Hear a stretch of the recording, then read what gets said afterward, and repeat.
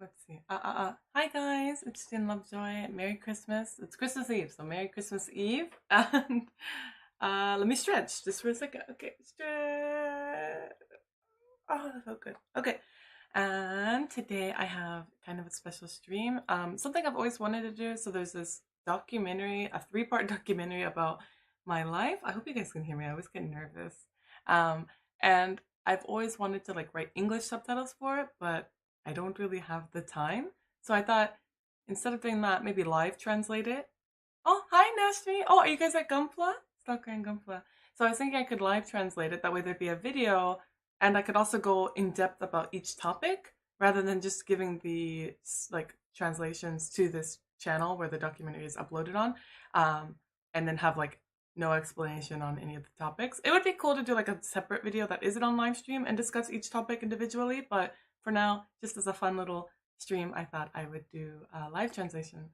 So, and it won't be like me typing like the subtitle videos. It's just me verbally watching the video and then being like, oh, this is what's being said. This is what I'm talking about. And it's kind of a raunchy. I mean, I'm a very raunchy person, so it's kind of raunchy. There are triggering parts because my life is kind of uh, a big hoo ha of tragedy in three parts. But I'm okay now. But I just talk about everything very openly in the documentary, and I hope you can enjoy it and maybe get to learn a little bit more about me. So let me look at the comments and then we'll jump in. And hi, Futchan! I'm excited. I can't talk. I'm like talking to Futchan as if I'm like, just me and Futchan. Futchan, I will text you later. I, Azladan, hello. Jadel, hello. Koichikando, hello. Galaxy Supernova, hello. And one second. Hold up. I know you guys can hear me. I just want to fix something real quick. Okay. Hello. And Stalker said hi. Hi, Stalker. You see the cute Larvitar? Yeah. Oh, I moved away. So there, there, there. There it is. Hello. Above it is a Tyranitar and more Larvitar plush. And this is like this first thing shelf here is like all of my prized possessions. And below that, I think it's all chancy items. One day I'd like to show everything in my collection. This isn't everything, by the way. This is just my main collection. And happy holidays to everyone. Merry Christmas. Do you speak any other languages besides Japanese? No, I don't, unfortunately. I wish I did. I would like to get back into learning Spanish because I used to be able to speak it very well. And good morning, Imi. Hello. Hello, Lux. Hello, Z. Hello. Okay. Are you guys ready? We can just hop into it. We'll do very casual. Dragonic microphone. Hello, hi, Merry Christmas. You guys are so sweet. Thank you. Merry Christmas, everyone. Devin, stop. You have no idea. There's people like, her English is obviously German. And it's like, I can't speak it. Can't speak it. But I did hang out with this one person recently who was like, he's from Taiwan and like studying in New York. And he's like, you look Polish. And I was like, don't do this to me in real life. Please don't. All Americans have like Europe or like of European descent. Like, don't do this to me, bro. Not offline. Hi, Bamboo. Hello. Okay. You guys want to see my shirt?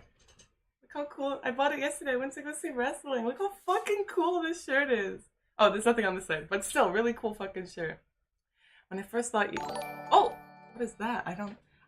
Oh, someone followed. My alert box is not where it should be. Should we put the chat up there? I'll leave the chat up. Yeah, the chat should stay up there. I was thinking of turning the chat off because lately I've been getting some not so nice messages. Like, if you're just gonna post me things, I just block you. I'm not gonna engage. Like, I don't have time for that. Like, I don't even have time to write these subtitles. I have to, like, translate them verbally live, okay? So, just have a good time. And I love my shirt very much. And I want, like, 30 of them because it's like stiff, yet there's like a slight stretch to it, but it's not a stretchy shirt, so it feels kind of like fun and different, and I feel like a cool dude wearing it, even though I know that I am just a nerdy little person in my room. Hi, Orlando. Hello, Merry Christmas. Okay, yeah, the fabric's really comfortable, and it was only like $30. I highly recommend it. Maybe one day if we have a big enough like wrestling group on the channel. I was also thinking about, sorry, we're not getting into the thing. Let me just say this and I'll get started. I saw a match last night and I was thinking, and I took tons of pictures, and you're not allowed to upload videos of the matches, but I was thinking just uploading like the pictures in a video and then discussing the match as like I saw it and like what happened. Of course, you can watch the match on demand on their website. They have like a streaming site for like $10 a month. But it would be cool to like, you know, like pick up merch for people and like send it out.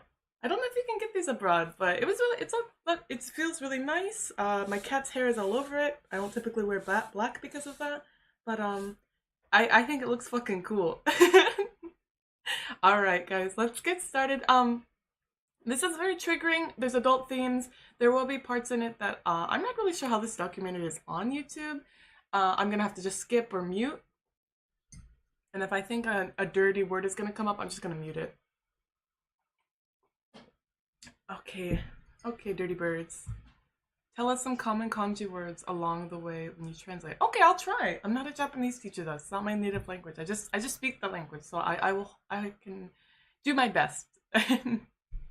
Okay. What kind of kanji? Jesus Christ. And your name is Jesus. Look at you. All right. Let's get started. And make sure you guys can hear it too.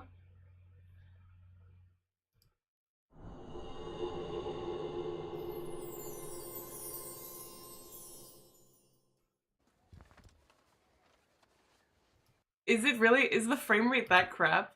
Why is the frame rate like that? Does it look really bad to you guys, or that's just how I see it on my Streamlabs?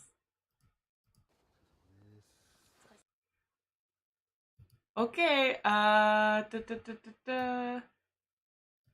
who's Hadaka Ikkan? It's just a channel name. Yeah, they do like interview stuff as well.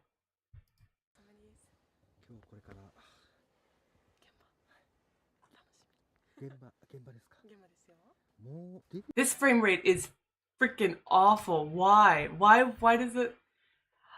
Why is it like that? We've watched videos before. We watched the Mimi videos. Yeah, it's choppy for me too. That is awful. That's the whole reason for this stream. We've done like that's so weird. I've never had it be that choppy before. Oh my god, no, I was so excited for this. I told my friends I couldn't hang out because I wanted to do this stream. No! That sucks. Oh my god. Are you serious? I don't know what to do you think I should maybe use like a... I'm so sorry. That's awful. Why? Let's just do a different tab, I guess, and try. That sucks. That really sucks. Hold on, guys. Sorry. Can I speak a little Spanish? Just a little. A little. Okay.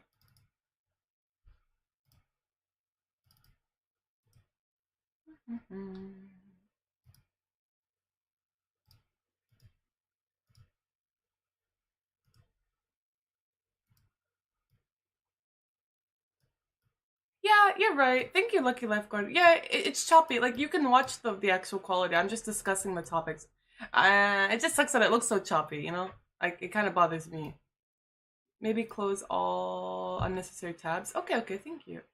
Oh, maybe it's because I have the printer stuff open. That's a very powerful printer I have. You guys can't see it, but I bought it so I can start doing like monthly postcards and doing prints of like artwork and also like photography stuff. And okay, I think I've closed everything that I could possibly close. Let's close Spotify as well. I am a simp. How much money do you like me to give you? Any number.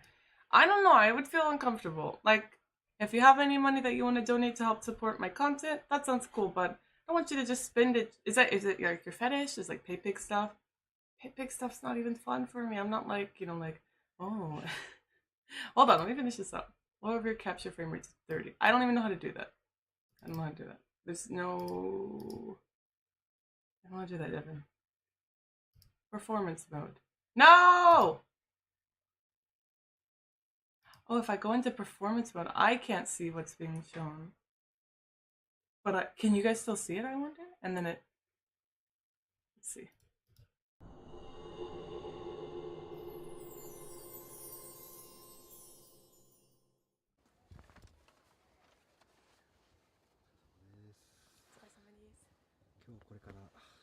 Oh, it's better. Thank you for subscribing. It's not perfect, but it's better than what it was, and I think we can work with this. I'm gonna close my Discord as well. My computer sucks. It's a Mac. You cue the Mac comments. Let's cancel this as well. I think my printer stuff was taking up a lot of RAM.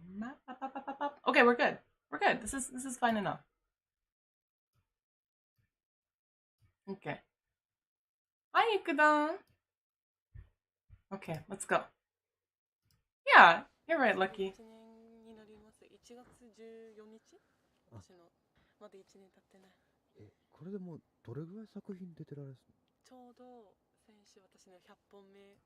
Okay, so I'm just in the car. The guy who's taking the documentary is like, how long have you how long have you been in the industry, and how many films have you been in? Now, at the time, this was a year ago, so 2020. Well, it was actually 11 months ago, but we probably filmed this a little bit earlier than that. And I'm just like, oh, I've been in 100 films, and I'm about to say my debut.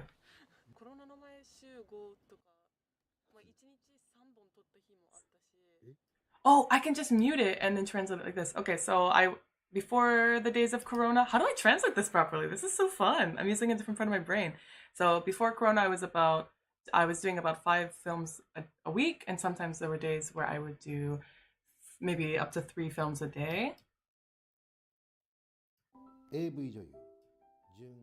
I was 24 at the time that this was filmed, and the guy who's doing the voiceover, his name's Nori.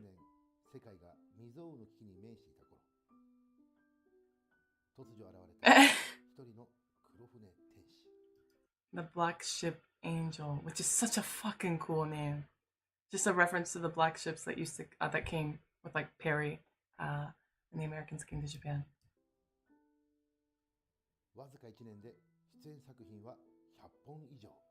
And the amount is 420.69. Yeah, so in 1 year I appeared in over 100 films. That's nice. I'm really happy about that. That was really fun.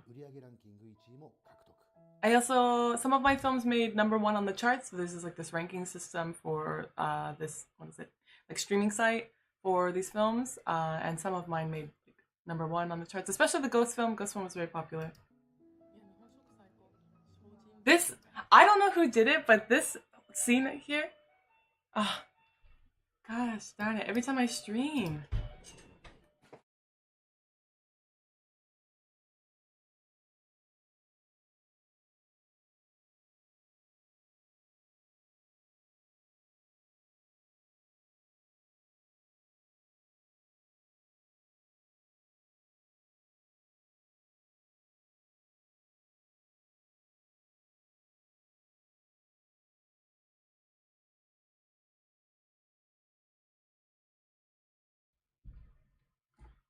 Devin says, your discography doesn't look like 100 films for some reason, because there are some films that my name isn't included, but on my official website, I haven't been doing it as well lately, putting together all the films that I've been in, and I would put it on my career page, but I've been in over 100. But yeah. The post office people, they come every time, because I order a lot of stuff, and get a lot of stuff from work, like documents. So every time when I stream, you know? I like doing the 5 videos a week. It's not sustainable, but it was fun. It was like crazy. Like I would just sleep in hotels and get up and go do another film. But my face would break out quite a bit, especially the skin on like what is that, on my behind or on the back of my legs or on my face. It would break out obviously just from like lack of proper sleep and sweat mixed with a lot of other things. So okay. Let us continue. Oh, but what I was saying is no, why? I don't want to pause on that one. Hold on.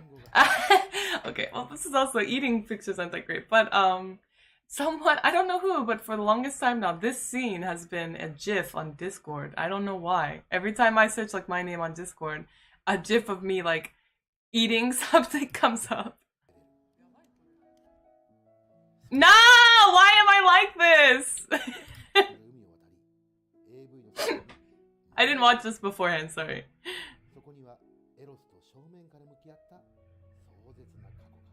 Oh my god. Okay. This is just the opening that's gonna discuss the topic. So my first time ever, like my first how do I say this? Experience, my first time was with a classmate, so we were both 12 and she was also in the same grade as me.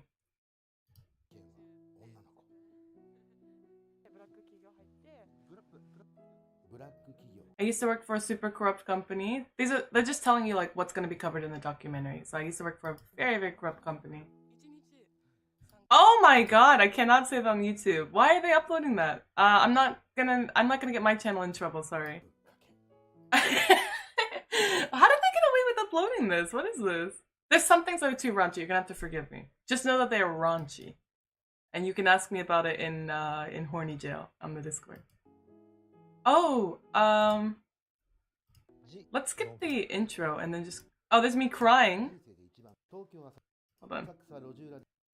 Where's me crying? Ah, it's me crying! Look at me cry!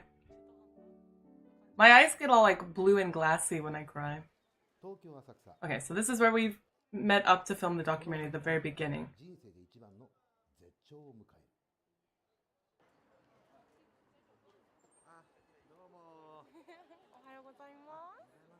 I love Asuka so much. Okay. So we're just meeting up. There's nothing to translate right now.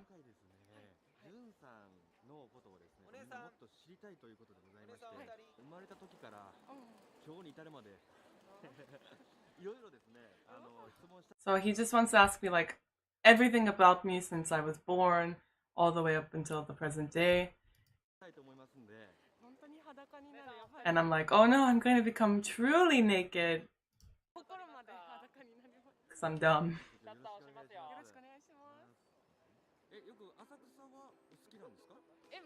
So Asakusa is like the beginning of like my entire life in Japan.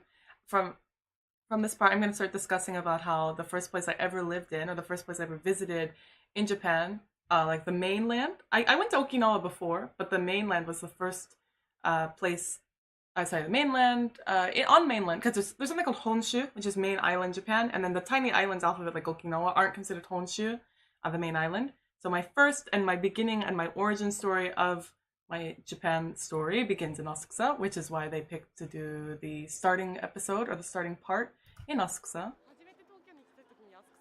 So, and that's exactly what I just said, is what I'm saying right now in the video. I've been in Japan for like 4 or 5 years now.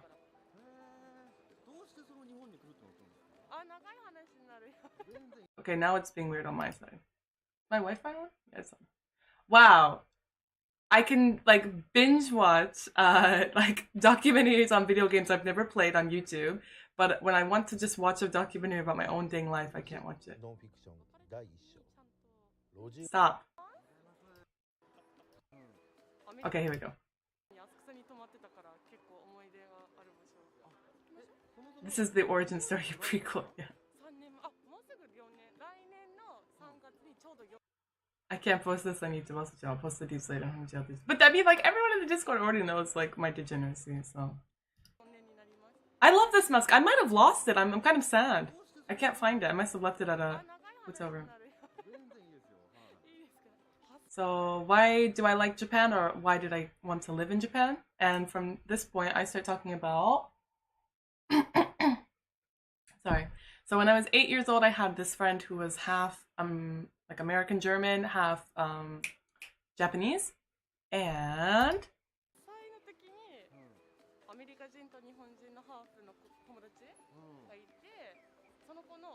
so her mom was Japanese, and her mom couldn't speak any Japanese whatsoever, but she would always really want to share her culture with me every time I would go there to my friend's house after school.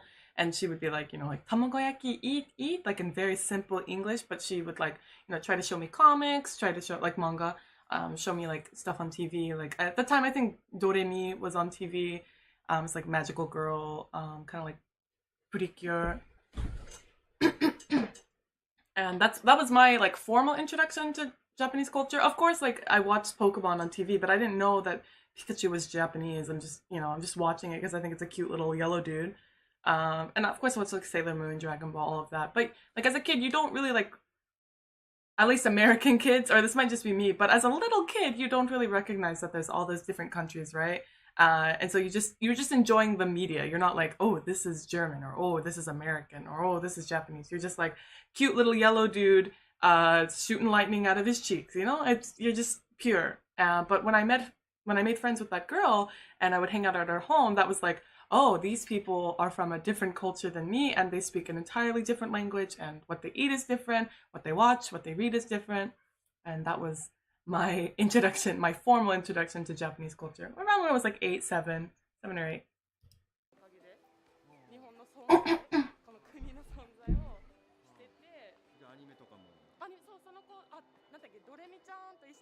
Doremi-chan. Sorry, I mentioned it. Doremi-chan.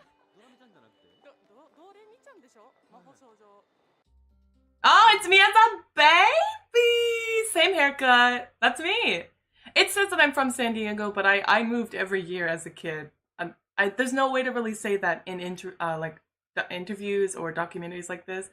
I was born in Florida, and I moved once or twice a year to all sorts of different states. I never lived outside of America, but when people are like, she sounds German, or she sounds Polish, or Russian, or whatever, like, I moved every year. I sound like a lunatic, and I have a lisp, but I don't have to prove anything. But this does say San Diego. I just say San Diego because it's where I studied college and where I graduated high school.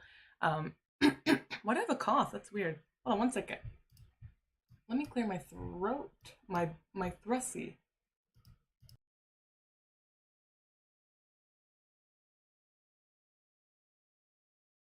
All right. Yeah, I had like super fucked up teeth as a kid. I had braces, so as you can see, I had like big gaps in my teeth. You can make fun of little me. That's fine. I mean, it's just a kid, so you'd be making fun of a kid. If that's your thing, have fun. What's my zodiac sign? I don't remember. Florida woman. Florida woman. What is that? American woman. That's a Florida woman. Stay away from me. Okay, there's gonna be more pictures of me. I know this. I'm actually really sad every time I see these pictures. Oh my god, it's okay. I have a little brother and a little sister, and we did this to make my mom laugh. So my little brother is 4 years younger than me, and my baby sister is 10 years younger than me. And when this photo was taken, I was probably in 6th or 7th grade, so 2006, 2007, and we wanted to make my mom laugh because we were camping. My mom raised us pretty much by herself, with no help from like family or anyone. And we went camping, and I think we were just trying to make my mom laugh. I have no idea where I got that red thing around my head. It's probably trash, to be completely honest. But my sister's so cute. She's such a chubby baby. And I am the oldest, obviously, looking at this picture. I am now the smallest in my family. My 10-year-old sister is bigger than me, like taller. And my little brother is also taller than me, and my mom. So every time we take a photo together, I look like the youngest sibling, and it pisses me off. I haven't seen my family in like 5, 6, 7 years. I have no idea how they are, and I hope they're doing well. Rambo June! Rambo June! No, I've always been kind of I just like to make people laugh, and I like to laugh. Rambo June. Hunger Games June. Yeah, shout out to single moms. My mom did her best. I hated my mom growing up, but as an adult, I'm like, life is hard, especially if you have 3 kids. That's gotta be tough. No, don't zoom in on it. It says I like Japanese anime. It says likes anime. It's basically like weeb. It says like weeb and it zooms in on this fucking photo. Yeah, I think one of the next photos I really like. Yeah, I love this photo. I remember this photo being taken. And it says that my type of guy is Jigen Daisuke, which is this guy from Lupin the Third, and my favorite anime. But I remember this photo because, not to be creepy, but my mom would always like try to get me to wear like the training bras, and I hated them. And I like the little turtle shirt. I like everything going on in this picture. I like how clearly distressed I am, but also just like, why are you taking my photo? I don't know, I think my mom might have gotten a new camera and she's just like, look at the camera, sweetie. Or I don't know who took this photo, but it had to have been my mom, right? Just from like the angle, it's above me, right? Oh, very nostalgic. Kind of sad for me. I did not have a good childhood, obviously. But looking at it as an adult, you know, I'm like, oh, everyone really was doing their freaking best.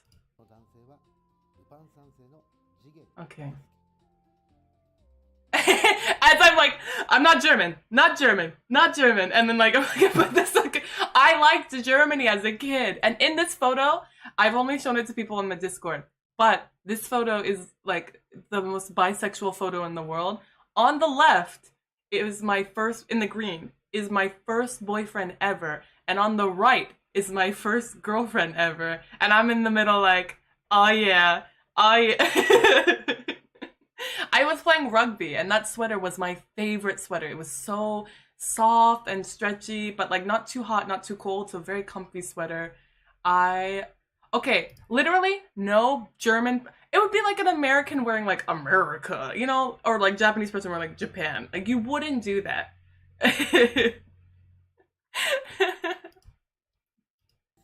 You can think I'm German, it's fine. It's just annoying because I can't hold a fucking conversation about Germany. Okay, so when this video was taken about 4 or 5 years ago, I got a scholarship to study in Japan. That's me in college. I like my hair in this picture, or in this video. It's very long.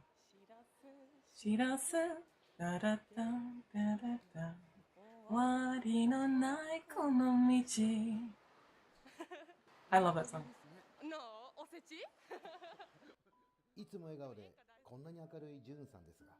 The reason, oh god, that's me when I came to Japan. And I lived in the tiniest of apartments. It was like, it's probably the room I'm in right now is bigger than that apartment was. And so you could see a fucking bike behind me. Like I couldn't put it outside. That bike got stolen though. Sad. But the song I was singing a second ago, Kawa no Nagare no Yoni, that is the first song that I like really put all of my effort into learning, like Japanese song. And the reason why I studied it is because I'll talk about it later in this documentary, but this guy that I was dating and I was super, super in love with, bad idea, stupid. He proposed to me and he said, you're gonna meet my mom soon, so just, you know, prepare for that, I guess. Like, he didn't say prepare for that, but, you know, I was obviously next step going to meet his parents. And his mom's favorite singer was this Japanese, like, enka singer, Misori Hibari. And one of her most famous songs is Kawa no Nagare no Yoni. And I practiced so much in my cramped little apartment to be able to sing that song. So when I met her, I could make a really good impression. I ended up never meeting her, and a lot of shit happened, but I could still sing that song very well. Was that your bike? Yeah, that was my bike. It got stolen. I'm still very sad about it getting stolen. When have you not had bangs? I've never not had bangs, even as a kid. I tried. Like, maybe you can look. Oh, thank you for following. There was a time where I tried to not have bangs. I think like 2 or 3 weeks ago, and I did not like it.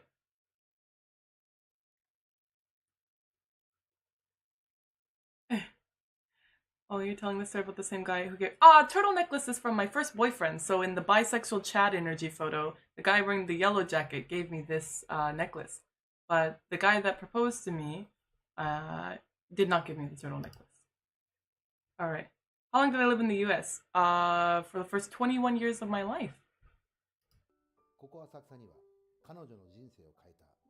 Yes. So in Asakusa, there was something that happened to me that changed my life forever. Changed the course of my life and changed who I am as a person. So I was like, it's a very traumatic experience. I'm like smiling, I'm like, it was so traumatic. Would you like to go to the place it happened? Like, I do know that people deal with trauma in different ways, but I am always typically very smiley.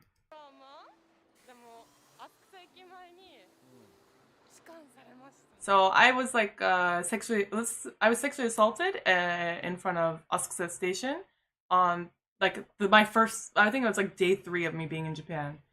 And that's what we're going to talk right now. So if that's triggering for you, leave the video. Or leave the stream, sorry. So yeah, right here at this crosswalk, so the station is literally right to the left of me, where I'm standing right now. The station's to the left. And as I came out of that station, this Japanese guy just grabs me and he's like, let's go on a date. And I didn't speak Japanese very well, and I'm just like, no, sumimasen, kaerimasu. Like, I'm going home, and just like pushing him away. But he was like really holding tight onto me, and I had no idea what was going on. And now we will see what happens. Oh yeah, so yeah, there's the entrance to the station in the building. You can get to the subway under there. Yep.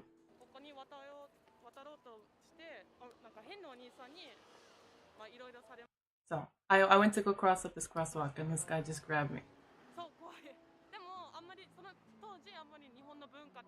So I wasn't sure if I was like being hit on or like what the hell was going on. Like I was just shocked. I know it sounds like, why didn't you just like, you know, push him or like kick his ass and stuff? But like people, when they're assaulted, it's like you freeze up. And also I was in a different country. I don't have to really like make excuses for myself. Obviously I was like fucking 21 and you know, like what's going on. But I do understand why I kind of like freezed up, because I didn't know what was happening, and I was just like, what do I do in this situation? Like I didn't even know where like my share house was, because I stayed at a share house at this time.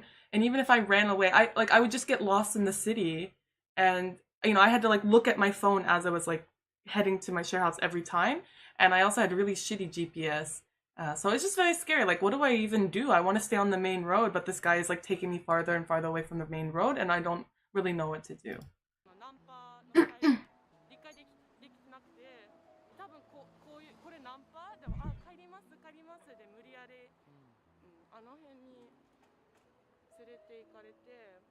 Sucks. It really sucks. I don't know if I mentioned it in this video, but the worst part about this story isn't that I was like assaulted. It was the fact that he assaulted me in a what the fuck is it?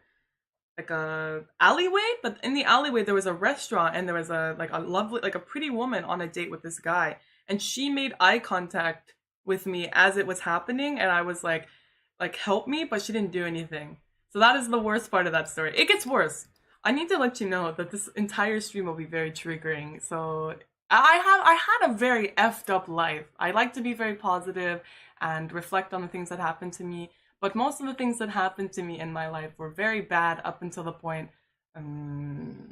maybe until I joined the industry and I had more like, you know, self-agency. But even now, bad things happen to me all the time. Bad things happen to all of us all the time. It's how we deal with it. But let's keep going, because it just gets worse. As you can see, trauma, and I'm like wringing my hands. This is so sad to watch. And I laugh. Oh, baby, why are we like this? Oh, jeez. Yeah, he says, like, if it's too traumatic for you, we don't have to talk about it. We can just skip that part. And I'm like, nah, we've come this far. And I say, like, oh, but I want to talk about it, you know? Like, I would like I feel this way even now. Like, this is a year ago. But if you talk about it, you can let people know that it happens to literally, like, if you know a woman, pretty, like, most of them have been assaulted or, like, threatened by a man or something. And sometimes when I talk about it online, or not in my day-to-day life, but online, people be like, well, it doesn't happen that often. You're just making this up. And it's like, no, dude, like, it happens so much that you should be terrified of the other men around you. So just talking about it, I think, brings awareness to it. Of course, it's hard to talk about. It sucks. I'm like wringing my hands, like, yeah, I can totally talk about it. No problem. Like, yeah. Therapy available in Japan. I had some really good therapy in America. That really, really did help me out. I think I'm okay with therapy. What really helps me now is yoga. I'm okay with. I was really bad. This whole documentary, my first few years in Japan, I was really, really awful.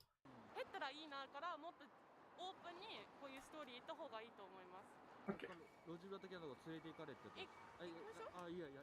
So he's like, I'm taking him to the alleyway where it happened. But Japan's so pretty. I love Asakusa. But I'm like, I don't even know if I can remember where it's at because I've only ever been there once. Obviously, I wouldn't want to go back there.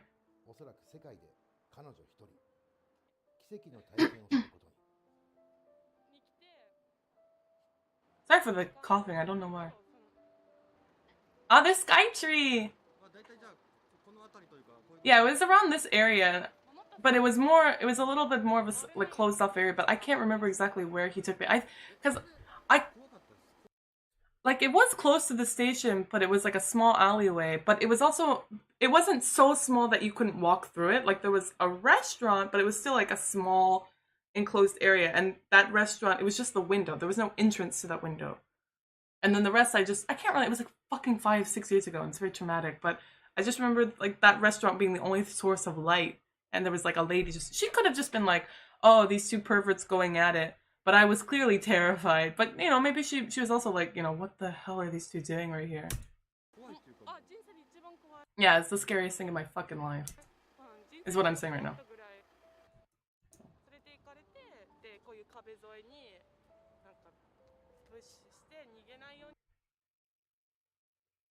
"20 years ago, my translator in Osaka, a woman, said that pretty much all of..." Yep, yeah. I think the most common one, it's happened to me maybe 4 or 5 times, is the train. The chikan on the train, where they assault you on a train. That's the most common one. Do I go to counseling sessions? No, I'm fine now. But as a college student, I would go to therapy, I think 2 to 3 times a day, or not a day, sorry, a week. It was like a daily thing or a weekly thing, sorry. And after Japan, the stuff in Japan, no, I just dealt with it by myself, and I read a lot of self-help books. And really worked hard to get better, but I didn't go to okay, this sounds bad. Like, I did need therapy when I lived in America, but in Japan, I don't know if necessarily the therapy I could have gotten in Japan would have made it better or worse. And I feel like the way that I dealt with it and the way that I got better was good, and I do feel confident in where I am now. Like, I don't know if I mentioned, they might have cut it out of the documentary, but there was a time during my first, I think it was my 2nd year in Japan, where I was too afraid to go outside. Do you know the picture in the bike that we just saw, where they're not in the bike, but the picture with the bike, where I'm like smiling at the camera and there's a bike? That apartment was where I was like too terrified to leave the house, or if I had to ride the train, I felt like I was gonna throw up. So I've been through a lot, but I'm fine now, obviously.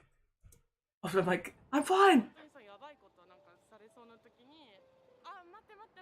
And then, like, when the guy, I'm still talking about the assault. So when the guy was about to put it in, I had like a big brain moment, and I was like, oh no, like, not here, like, dude, I didn't say dude, but I was trying my best in Japanese. I was like, I really like you, and you're so handsome, and I don't want to do it here. Can we go somewhere a little bit more private?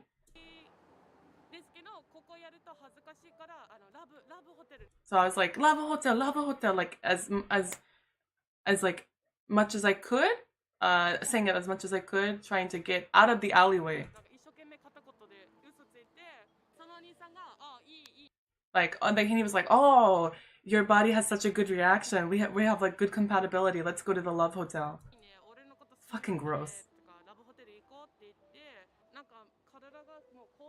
So, like, when he said that, he, like, kind of got up, like, he stepped away from me a bit, and that gave me, like, a little window of, like, escape.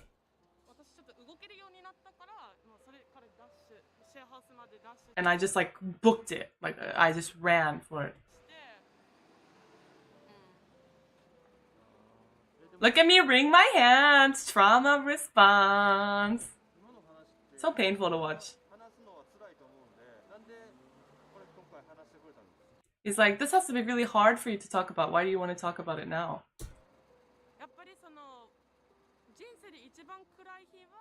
So the worst day of my life became the best day of my life. That's why I want to talk about it. So after I was assaulted, so So I had this. Oh my god, it's so fucking embarrassing. It's embarrassing, but I really did love this person, so I don't. It's not that embarrassing to talk about. So, and it is 2021, so it's not that uncommon. But when I lived in America and when I lived in San Diego, I had this online boyfriend. We had never met, but I came to Tokyo to meet him at this time that I'm staying in Asakusa, and we hadn't met up yet. So, so he came to save me, but the way he came to save me was just so like incredible and like thoughtful. So he lived in Ogikubo, which I shouldn't have said. That's kind of like private information. Probably still doesn't. He doesn't live there anymore, but. So when I was like running away, I finally reached. There's like this red bridge that crosses over from like the station area over to the more like where all the homes are or all the like hotels are.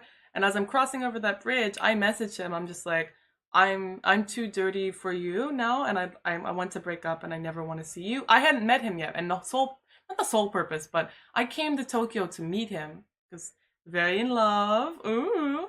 But I was assaulted, and I was like, I'm too dirty for you. Like, don't. Well, thanks for subscribing.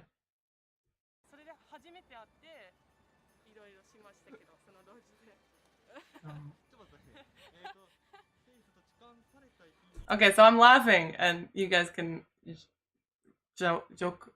I can, what is it, make fun of me if you want. But so I was just assaulted in a alleyway, right?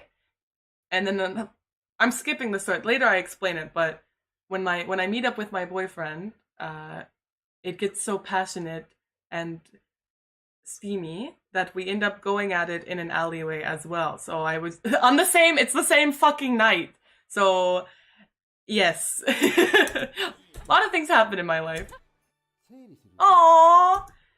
I don't know if you guys can recognize it, but that black ring is from the Lord of the Rings. The One Ring. And I wore it all the time. I love that ring so much. So yeah, before I came to Japan, there was, can I say the site name? No, I'm not gonna say the site name, but there's a site where you can study language, and he wasn't using it for this, and I wasn't using it for that, but we were like, say for example, I was studying Japanese, he was studying English, and we were just study partners, like very serious study partners, which is why I think it developed into a really intense relationship, because it started out without like those like weird intentions. So he, we would like study together. I would correct his English, he would correct my Japanese, and like I would show him my Japanese homework, and he would show me things like English books that he was reading. And we dated online for maybe like a year or half a year to a year, and I was like, I would like to meet you now.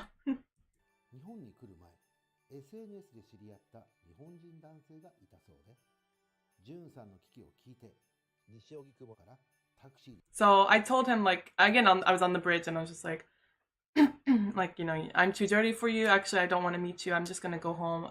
Coming to Japan was a mistake. And he's like, what are you talking about? And I was like, it's fine. Like, it's fine. I'm good. Like, I just want to go home. I don't ever want to come to Japan again. And all the trains were off at that, like, not running anymore. And he's like, what are you talking about? I'll come to you right now. Like, I'll come to you right now. Where are you? Stay where you are. And I was just like, I was just attacked. I don't know what to do. And he's like, just go back to your share house, lock the door, and I will come to you. Don't worry. Like, I won't let that guy hurt you. Let's just go somewhere safe. And so I go back to my share house, and I'm just like, I send him a message, and I'm just like, no, it's like, I'm like dead inside, obviously. And I'm just like, it's fine. Like, don't even bother coming. But he takes a taxi from Ogikubo all the way to Asakusa, which is very expensive. They're not necessarily close. Ogikubo is more on like the western side of Tokyo, and Asakusa is on the east, like comparatively. And he hasn't met me even once, and he just like takes a taxi in the middle of the night to come like console me, which really meant a lot. But I accidentally fall asleep. So I fall asleep, and I wake up, and I'm like, oh god, and I look at my phone, and he's like, maybe you fell asleep, but I'm gonna stay outside your share house in case like that fucker comes back. Just sleep well. I'm gonna stay here. Don't worry about anything. And I haven't met him, and I obviously didn't want to meet him on these circumstances.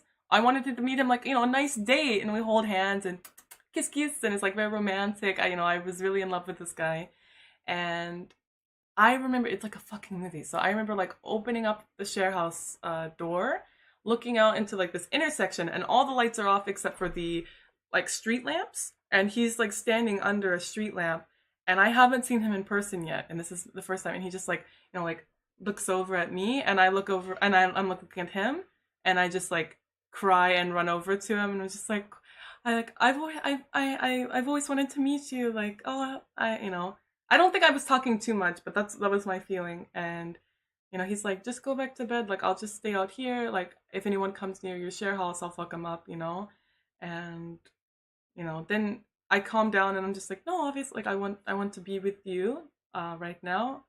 And so we just start taking a walk around Asakusa.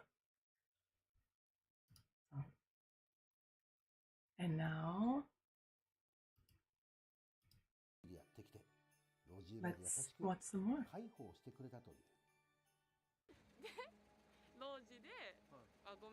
So now we stop at like an alleyway just to like chat, because if we're like, it's a very like I'm like still kind of like very anxious at this time, and we just sit in an alleyway with our backs. His back is up against the wall, and I'm sitting on his lap.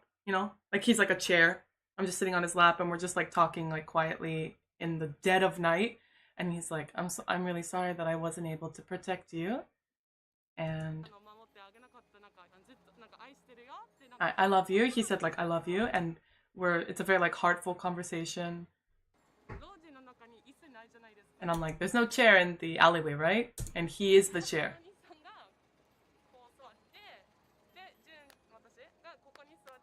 So I'm sitting on his lap, right? And we're like having this deep, like heartful conversation, and he's like apologizing for how he couldn't protect me. And then he has a very human reaction that some men have when a thick-thighed ginger sits on their lap. I'm not gonna get crude. That's as far as I'm gonna say. And I feel the reaction under my thigh, under my butt, and he's like, I'm so sorry. You can punch me. I will stay away from you. I am so sorry. He's like apologizing clearly, and he's just like, please forgive me. That is not why I'm here. And he's like not making eye contact with me. He's like super flustered and apologizing. He's like, just punch me. It's fine. Like, I'm really sorry. This is not me reacting. Just my body. And he's like, oh my god, I'm so sorry. I'm so sorry. That's not why I came here. That's what he's saying. You can punch me. You can punch me. It's fine. And I'm like, I'm not gonna punch you. It's fine. And then I get excited because I'm like, oh my god, like I love this person. Like they've done such a nice thing to come see me. I've always, all of that build up of wanting to see them. And for those who've had long distance relationships, you know what I'm talking about. And I kind of just forget, like, the thing, the super traumatic thing that just happened, like, right in front of me is this person that I really love and have wanted to meet forever. Okay, and then that was the greatest experience of my life, woohooing. I'm not getting my channel banned. So, but the setting, the place that we were at was still similar to the place that I was just assaulted in. So 2 alleyways, which is why I say like. So alleyways are both like my hell and my heaven, is what I say I think in the next sentence. Oh no. Okay.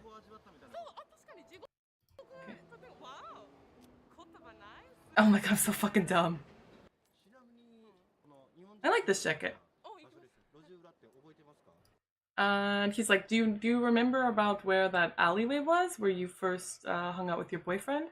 And I think, just spoiler alert, I think the alley was like destroyed. It was like 5 years ago, and like new buildings were built. But I did find an area around that area. I found where I think it was. So then we go looking for the alley. Bow chicka wow! Is what Devin just said.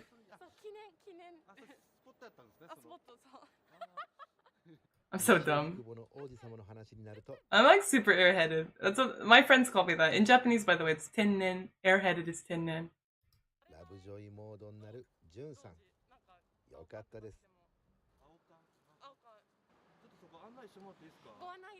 And I'm like, I will gladly guide you there. Let me guide you there, like in the most formal of Japanese. Go anai itashimasu. So now we're looking for it, and I'm looking at my phone. It's hard. It's hard to find an alleyway that you found in the dead of night after being assaulted and meeting your internet boyfriend for the first time. I haven't used this purse in forever, and I haven't used this jacket in a while. So it was a alleyway that went straight, and then there was like, I say it's like a T, but it's like a lowercase t without the one. I have something. Oh no, I cleaned up my desk, so I put away all my pins like a good little elf. Oh no. Okay. Fine, I'll do it this way. So we were in an alleyway like this, sitting right here. Fuck, you can't see. Sorry. Oh my god. Should I just get a pin? Oh, I have the pins already. 1 second. I have my pin bag. Let's look right here. Okay. So let Mommy June draw a picture, because it's a very like unique alleyway. So we were like,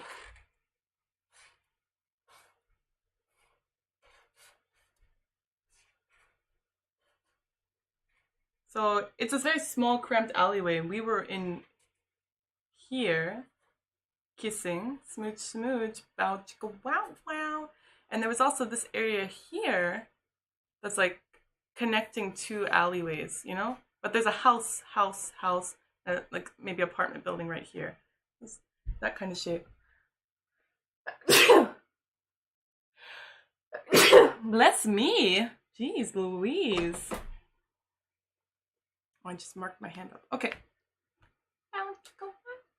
Let's go. This is too serious. I will go watch other stuff. Sorry. Yeah. It is triggering. Okay. I love Florissa. Thank you, Orlando. Okay. Oh my god. I love that skirt. I haven't worn that skirt in a while too. So we're gonna find the...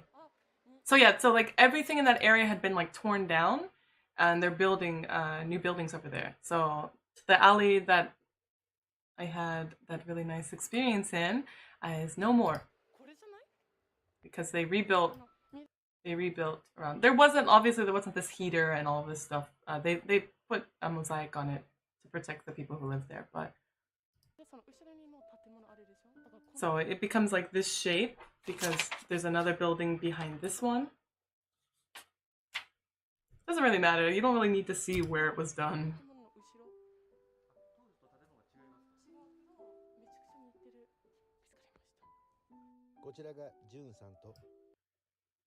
Kaiju Sommelier. It should be noted that JV is not to be blamed for assault. No, I don't think so. We'll say that it was because the power by the way. No. Yeah, I don't think it is.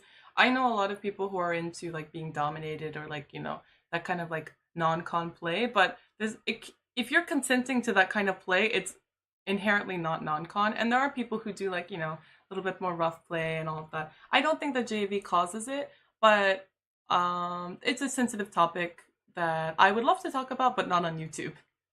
Okay. Yeah, a lot of the alleyways in Japan. Also, when I say alleyway, maybe a lot of people are thinking dirty, but no. They're more like walkways that are very, like, it's just in between two buildings. There's nothing, no dirty. No, it's not dirty at all. Nothing dirty. I wouldn't hang out in like a trash alleyway. No, there's no like dumpster and stuff. It's not that kind of alleyway. It's not New York. Hi, Ozzy. Hi, Ozzy. Okay.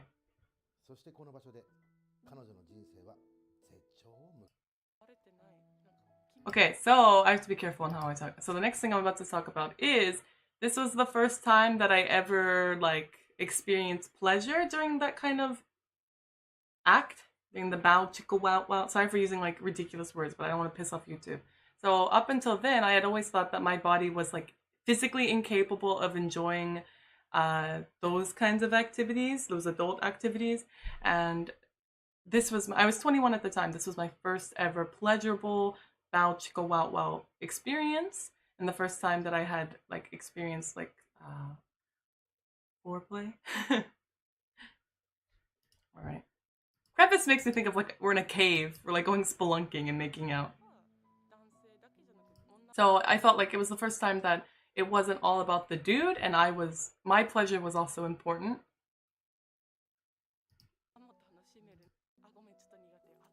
So oh, there's no baby picture of me. Look at my freckles! Look at my freckles! I was probably a surfing instructor at that time. This is a college photo. Oh my god. I used to, naturally I have tons of freckles. They have all over my face. I don't have any except for like my moles. It's weird, isn't that weird how like I can have like, no freckles, but naturally. This is when living in San Diego, so like constantly covered in the sun. I ginger. I ginger, yep. I am naturally a ginger. Who is June Lovejoy? What is June Lovejoy? So when I was in America, I had never once, ever, how do I say this in a YouTube friendly word? I have no idea how to say it in a YouTube friendly word. It's something that, dang it, I can't say it on YouTube, sorry. It says it right there, itta, so I had never ever come. And that's COME, YouTube. So I did think it was my body. I did think that I was physically incapable of doing that. Isn't that weird? Like, it was like, can't possibly be the dude's fault. It's gotta be me.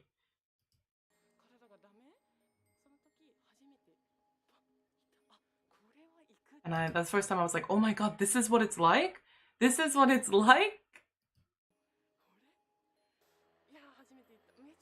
It felt amazing. It felt amazing, is what I'm saying. So we became like beast in that alleyway. We were just monsters. Just super passionate. Like I can't explain to you how like beautiful it was in there. So that was my first like pleasurable experience. So, and we like after that I was like, I want to do more of this. This rules. I was like, let's do some more crazy stuff. I was 21, might as well. So we would do like different toys, like tying each other up. A lot of fun stuff. It was very fun. Like blindfolds. I was definitely awakened to a lot of different things. My eyes were opened.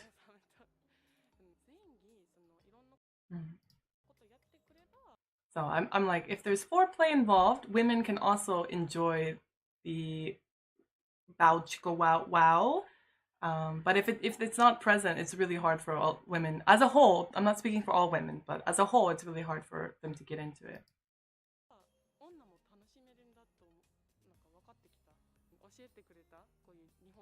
So from there, I began to like learn more about like Japanese eroticism.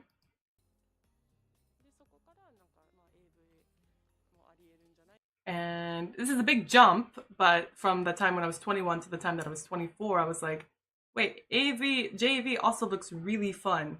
Like, that does not look bad at all. And it was because I had this positive experience with my boyfriend in this alleyway. It's so embarrassing saying it like that, but it's true. I can only say the truth. Because before then, I had never had a pleasurable experience, and I was like, I like the idea of it. I like reading like erotic fan fiction. I like reading erotic content, like manga or comics. I like looking at erotic photos. Never really been into like AV or like video stuff. Even now, as I make it. I like making it, but for me, a lot of my inspiration or my pleasure comes from like written or drawn stuff. So yeah, a lot of stuff. We're not even through part 1. I think I cry in this one though. I think I do cry in this one. Oh, I love this photo. This is still on my Facebook, I think. So I had originally planned to live in Okinawa, but that guy was like, oh my god, so fucking dumb. He's like, I want to marry you and I want you to be in Tokyo with me, so will you stay in Tokyo and not go to Okinawa? And my dumb ass was like, Yes! It wasn't that easy. It was actually a very difficult decision, but I chose love over rationality. Poison rationality. I chimed in. Haven't you people ever heard of? Okay.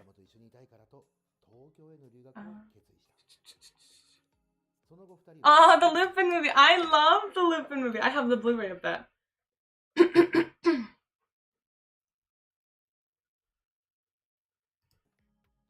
So we dated for about 2.5 years, the guy from the alleyway, and he was 12 years older than me. So at the time, 33, I think. Because in Japanese, there's a phrase, it's like, it's like half, you're, what is that, a clock older or something.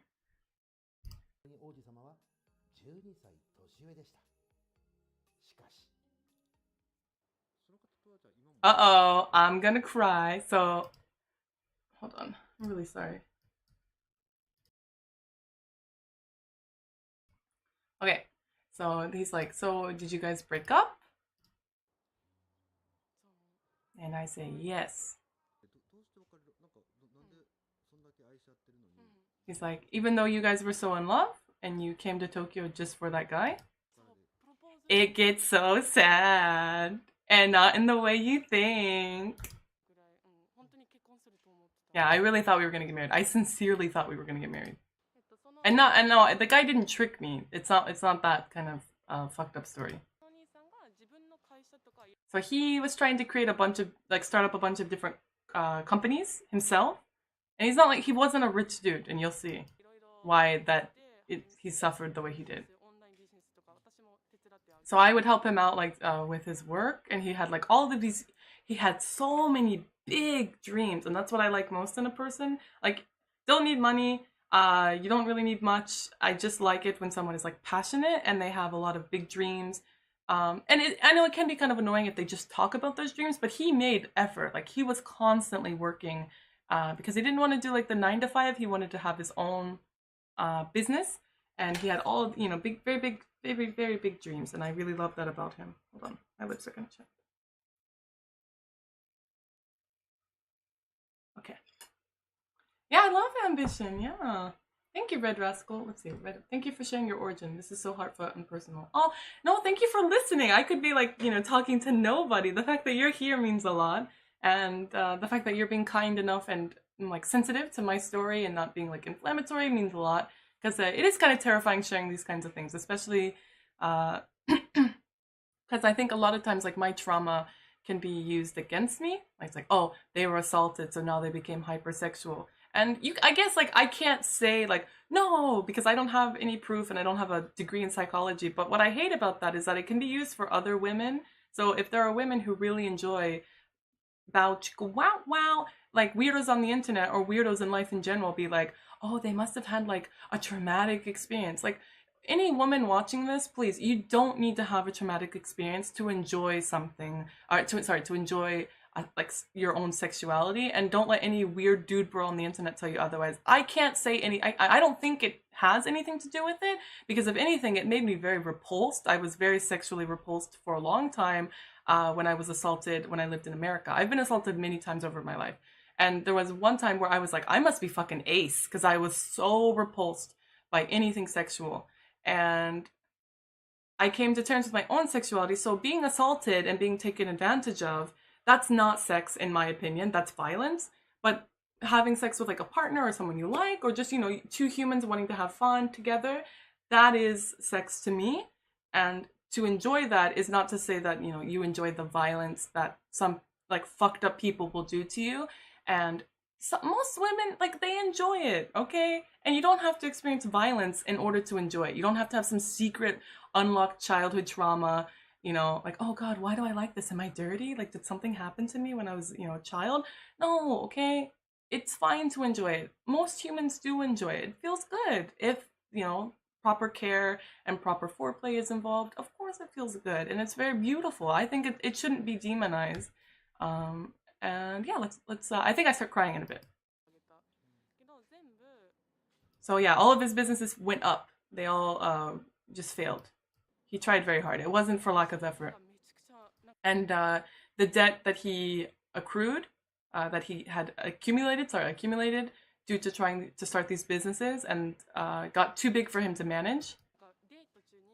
And so even when we would like be hanging out, um, he'd get like weird phone calls because eventually the percentage, the interest on his loans got too high and he couldn't pay them, so he had to like borrow money from like really shady people, and they would like call him during our dates and be like, dude, you better pay, like you gotta pay us back, you or like you're gonna have hell to pay if you don't pay us back, like threatening him on the phone. And like I remember like physically he just became like so, because he was kind of like chubby muscular. Like I love his body, like his body type was amazing. He's like broad shouldered, very short, and just like thick in all the right places. But because of the stress, he became so emaciated. And I remember like under his eyes would get black, his hair started graying. He was losing his fucking mind. And that's why I start crying. Well, I start crying for a different reason as well.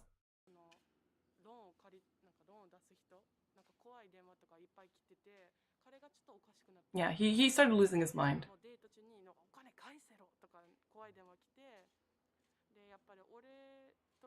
And he was like, eventually he reached his breaking point, and he's like, June, if you stay with me, you'll never be happy. Like you're gonna throw away your happiness if you stay with me, and we should break up.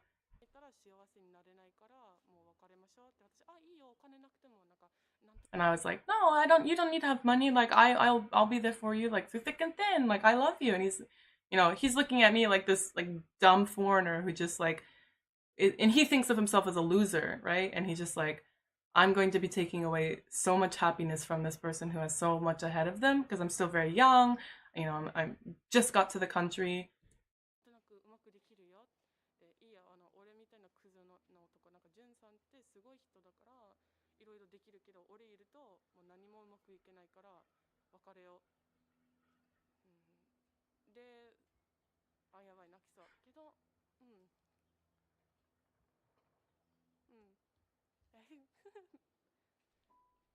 So he's like you're a really amazing person. You have all of these skills. You're kind to everyone. Like you have such a future ahead of you, and you shouldn't be with someone like me because I will just like bring you down, and you won't be able to achieve happiness with me. And I'm like, well, there's a lot of things that happen in life, so.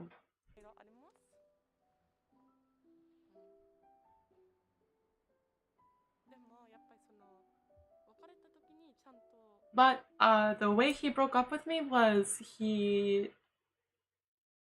said those things, right, but we didn't actually get to say um like goodbye to each other. He just like fucking disappeared. So I didn't get really to say like if we have to break up, that's fine. But I didn't get to say like thank you for everything you've done for me. Like because of you, like so much my life got so enjoyable. So, but he just disappeared. I don't even know if he's alive, which is the most stressful thing for me. Because, he did borrow money from really effed up people. All of his accounts are gone. There's, like, nothing about him on the internet. Even his, like, private accounts, like, there's nothing.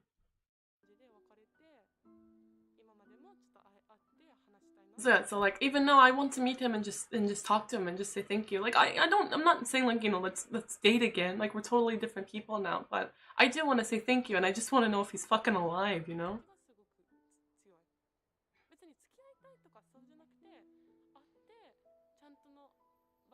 And so I want to say goodbye. I want to say properly goodbye. I want to say our proper goodbyes is what I'm saying. Right?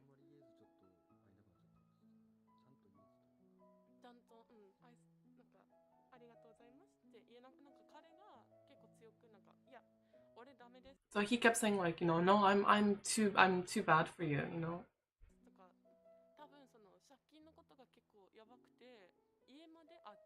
So yeah, like when I would stay at his home or something, or like even when I was on the phone with him, I could hear like, people banging on his door like, you better fucking pay us back our money. Like he borrowed from really bad dudes. Like that, I can't express that enough. And like I get like, some people borrow money so they can go gamble, but he didn't gamble. Like he just wanted to start a business and they failed, and he borrowed money from the bank eventually first, and then the interest got too much for him to deal with, so he had to borrow from like really effed up people. And I think he thought like if he married me or stayed with me, they would eventually come after me, and that's why he was like You have to get away from me.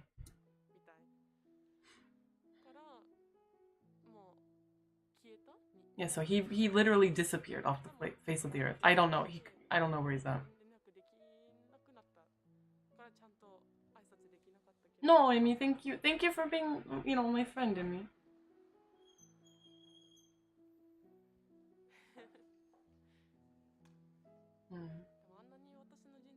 So yeah, he literally changed my life is what I'm talking about. So I want to show him my gratitude. And I want to make sure that he's okay, is what I'm saying right now. So he's a very important person to me. Like my life personally, he's a very important person. And then I'm like dumb as hell, so I'm like, maybe he's watching my films. Because I have to end everything on a joke. And I'm like, hey, what's up?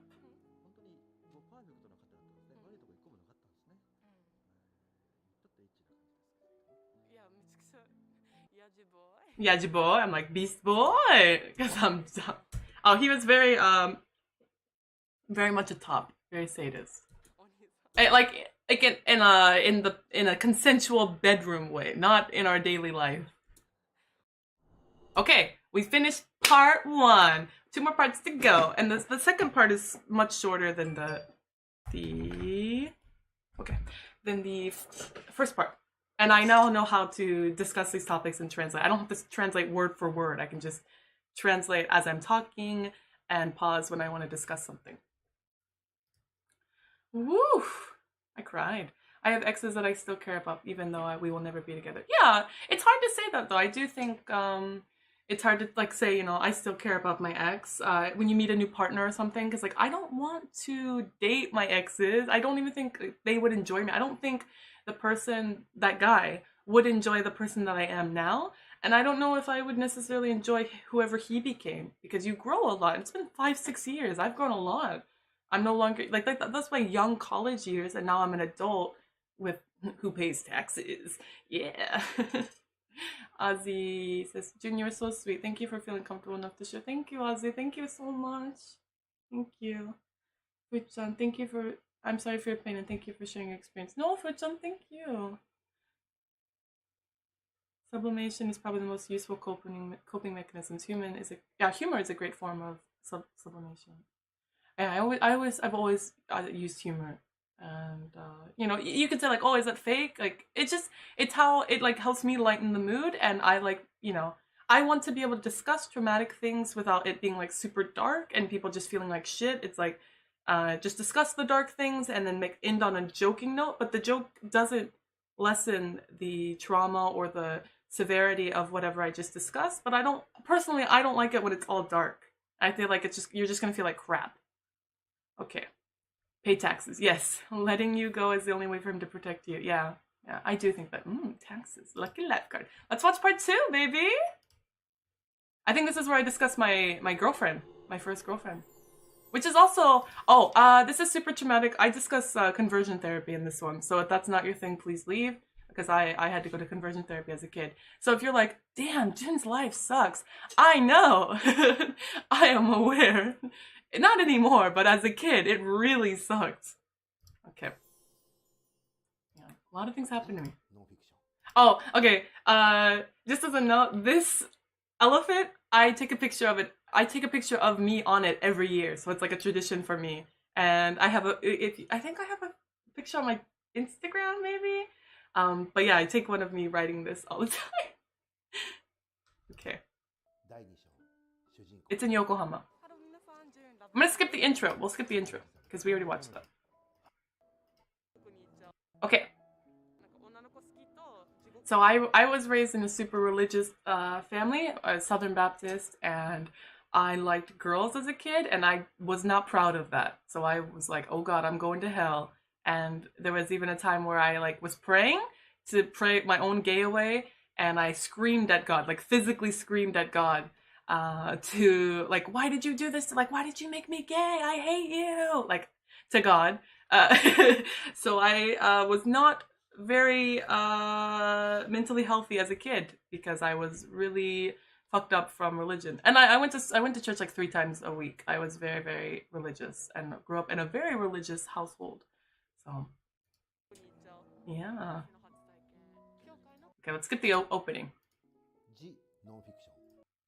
I don't actually know. Okay, here we go. I love Yokohama so much. Yokohama desu. So Akarenga, this is Akarenga, and I love this place. This is one of my favorite places to go on a date. So it does look a lot like San Diego, this place. Again, with the fucking Rambo. So bamboo. Yeah, it's terrifying as a kid. Especially if you grew up religious.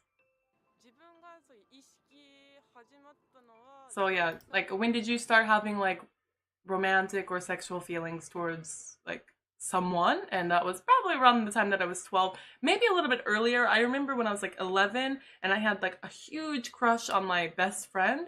She was also a girl, but I was like, no, we're just really close. You know, like you don't, even as an adult, you're like, there's like a very thin gray line and you're like, do I just like them a lot? Like, you know, there is friend love, right? There's platonic love too. So it was like really weird for me. But 12 is when I got my first girlfriend.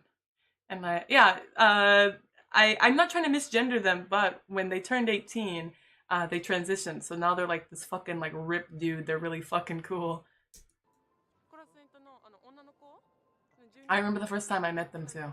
So we were in the cafeteria and I was a new kid and they were like super bullied and they're like this tiny short hair, like wearing a jacket that's too big. And I had a sketchbook and they had a sketchbook because we were both into drawing. And they came up to me and they're like, oh, like, can I see your sketchbook? And they like pointed at theirs. And I was like a new kid and I'm just like, yeah, do you want to eat together? You know, like fucking like middle schoolers do. And we sat together and showed each other our sketchbooks and talked about anime and manga. So, two nerdy girls. So yeah, when I was younger, I was not interested in dudes at all. And even to this day, I'm like, do I like dudes? It's very terrifying to me because I did go to conversion therapy. So a lot of times when I am attracted to dudes, I'm like, am I? Or is it just the therapy? Did the therapy really work? You know? Because I still like girls a lot. So I thought I was a lesbian. Yeah, there's the fucking, there's the, yeah, that's my girlfriend. That was my first ever relationship. And on the left is my first ever boyfriend. Ooh. She's so short. I thought she was so cute. She's so tiny, just so frail. So when I fell in love with her, I was terrified. I was like, I'm going to hell, and then I will lose a friend as well if I ever mention it to her. And they're not a female, they're not a girl, but I'm talking in past tense. I'm not trying to misgender them. They're not watching this, and if they are, they know that I'm telling the story from our like when we were kids. I'm not using the wrong gender for them. So we were both Christian. And if you like ladies, you're going to hell.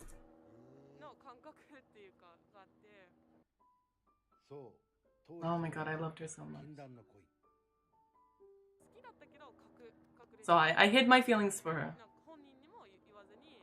So I wanted to just stay friends. I didn't want to throw away the friendship. So one day that girl, she's spending the night at my house, and I remember we like went to bed, and there's something called a pallet, and it's like all these blankets on the floor, and just to make like a makeshift bed. And I remember we were like sleeping on the floor or getting ready to go to bed after like a slumber party of just nerdy explosion. And she like gets on top of me, and it's like pitch black. But you know how there's like, you know, just soft like lighting maybe from outside, maybe the street lamp just like showing on her face just a bit. But for the most part, it's pitch black, and she just crawls on top of me and confesses like her feelings to me. And she's like crying, and she's like in a very like small voice because she's trying to keep quiet, and also she had a very like naturally small voice, like soft voice. Sorry, she's just like, I'm really sorry, but like I love you, but I don't want to go to hell. And she's like, but I really like you. I'm like, what should I do about these feelings? And I was like, no, but I love you too. So And I was like, it's not a bad thing, right? Like if we both like each other. And then we were like, kiss kiss. The slumber party. Okay, I'm too gehin. I'm too fucking... Stop it.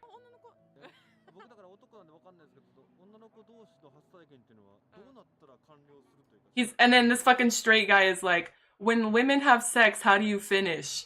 When do you know it's done? And I'm just like, oh my god, this fucking guy.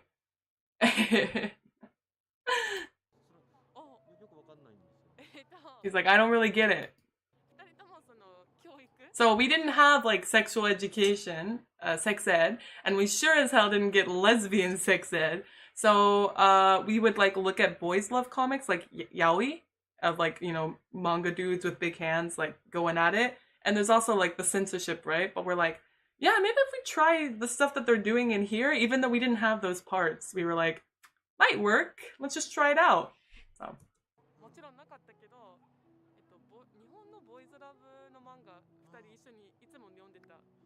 So we would always read those comics together. Devin, please tell us how it's done, June.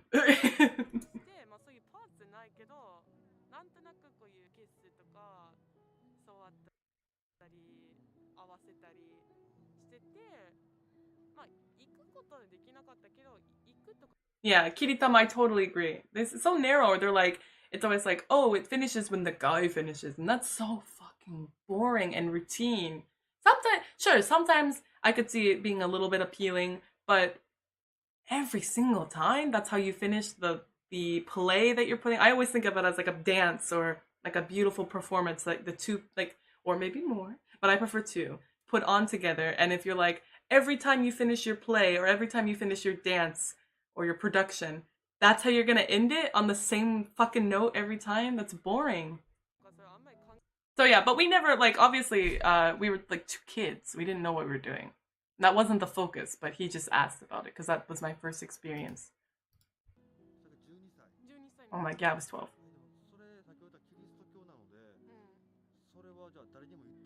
And yeah, we hid it, obviously, because we would have been fucking sent off to therapy, and we were. And one day I get home and her mom had sent me a text. So apparently my girlfriend forgot to delete some messages that were clearly gay from yours truly. And her mom found out about us and was like, you're forbidden to meet, like, you're never allowed to meet my daughter again.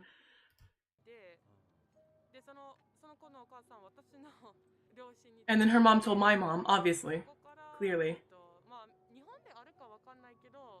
We had to go to conversion therapy. So yeah, I had to read the Bible and apologize to God for being gay. So yeah, we weren't allowed to meet each other. We were not allowed. So I didn't know if she was okay or not. Because they were afraid that if we met up, that our lesbian feelings will start up again.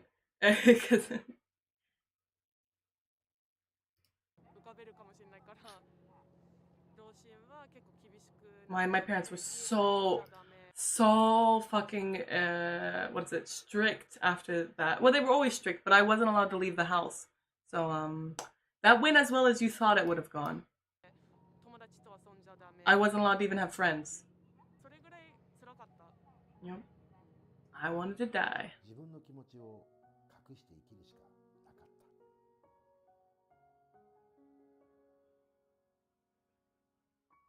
I'm so glad I ran away from home. I'm so glad I ran away from home. He's like, oh, then did you not date any guys when you were younger? And I did. Once I finished conversion therapy, I dated a guy when I was like 16. And I was a rugby player, and he also played rugby. Old school Bible pages were perfect for rolling joints.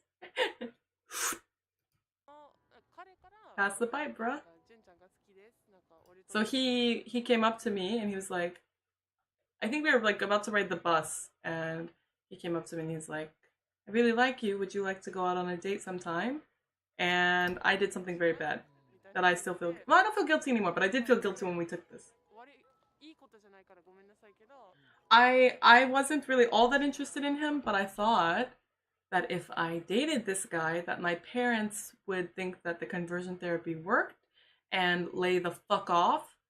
I was like, this guy like likes me, and if I can just like kind of pretend to like him, that sounds really bad. I did like him. He bought me this necklace. Like I did end up really liking him, but in the back of my mind, I was like, do I actually like him, or is it like a conversion therapy thing? Which I deal with every day of my goddamn life. Thanks, mom and dad. But yeah, the guy I'm talking about right now is the one who gave me this necklace that I wear every day.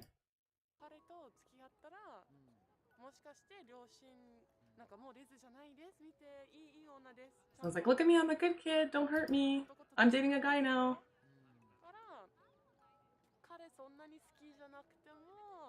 So even though I didn't like him that much, I was like, yeah, I'll totally date you. And I was like, I feel kind of guilty about it. I don't feel too guilty anymore, but I did feel guilty for a long time. So I was a fucking kid. What do you want me to apologize? So we went on a drive. It's like 8 or so. The boyfriend and I. So churches are typically like busy or open on like Sundays and Wednesday nights, right? But this was probably like a Tuesday or a Thursday. I don't actually remember. And we went to a church parking lot.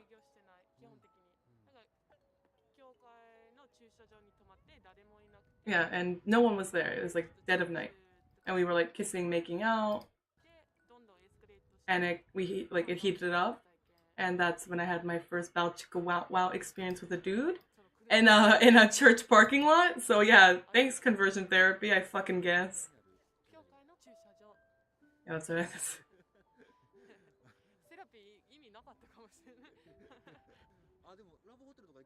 He's like, oh, are there no love hotels in America? And I'm like, no. And even if there were, kids couldn't go to them. Parking lot. Yeah, the parking lot.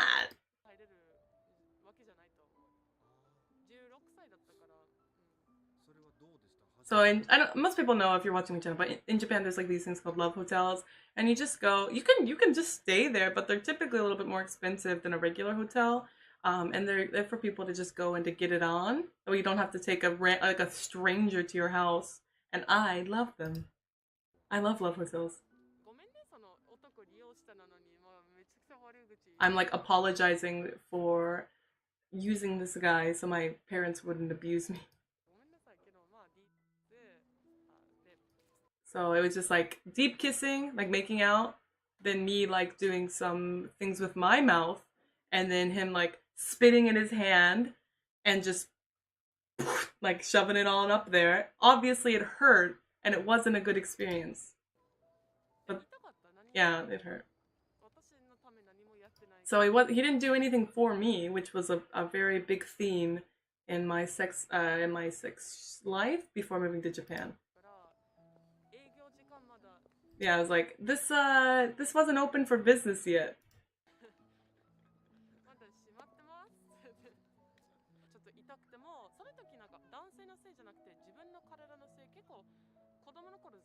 Yeah, Arachno, I totally agree with you. I'll never get over how obsessed with this sort of stuff America is, but prudish we are too. Yeah, love would also be great, but yeah, yeah, America's got a lot going on right now. But I think you could make a lot of money with a love hotel. I know there could be people like, well, that's just gonna like sex workers will use those, and like sex work is illegal, right? But just for couples wanting to go, get it on in a safe environment without having to take them back to their house or get like a really expensive hotel, they're really nice. Really, it's not too expensive at all. You can rent it out for like 3 hours and have a good time, and it's not that expensive.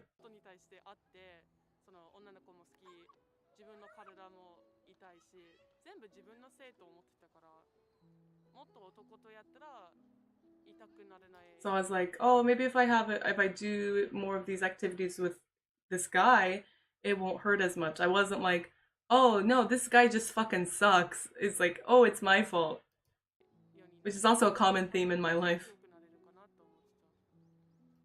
kind of a gray area though, since the US has a lot of issues with prostitution. Yeah, and also sex trafficking. Yep.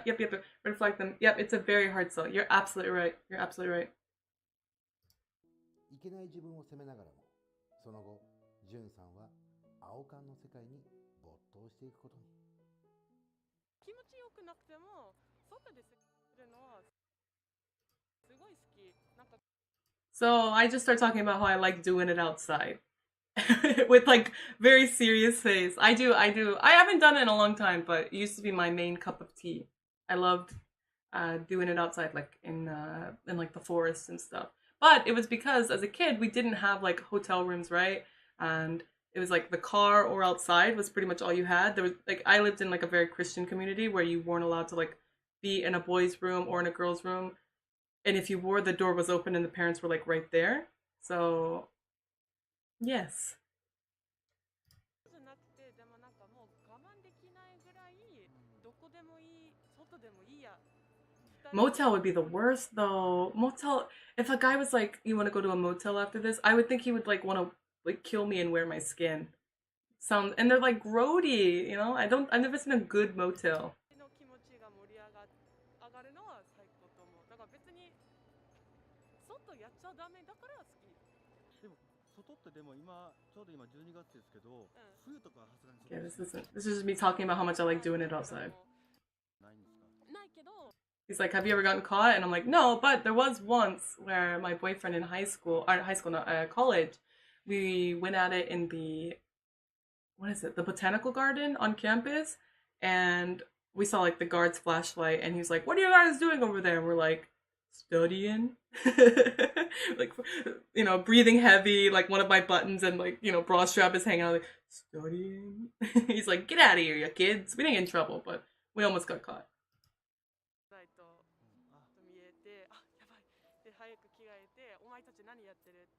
Yeah, that's what I'm talking about right now. None more. We're not doing nothing. Oh, I remember this fucking picture. Oh my god.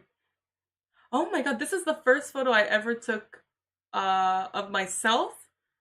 Like once I got like a digital camera. I remember this photo. I wanted to be a dude so bad during this time of my life. I think this is around the time that either I got sent to conversion therapy or it had just finished.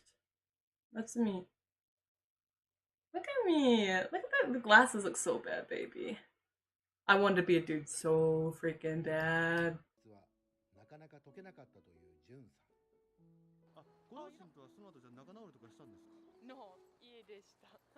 So yeah, it's like, so after that, did you get on better terms with your family? And I'm like, no, I ran away from home.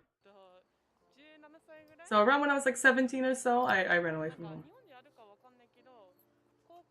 So I paid money to graduate from high school early, got my high school diploma, and then like I couldn't take everything, but I just started shoving clothes in the back of my car and I just ran away.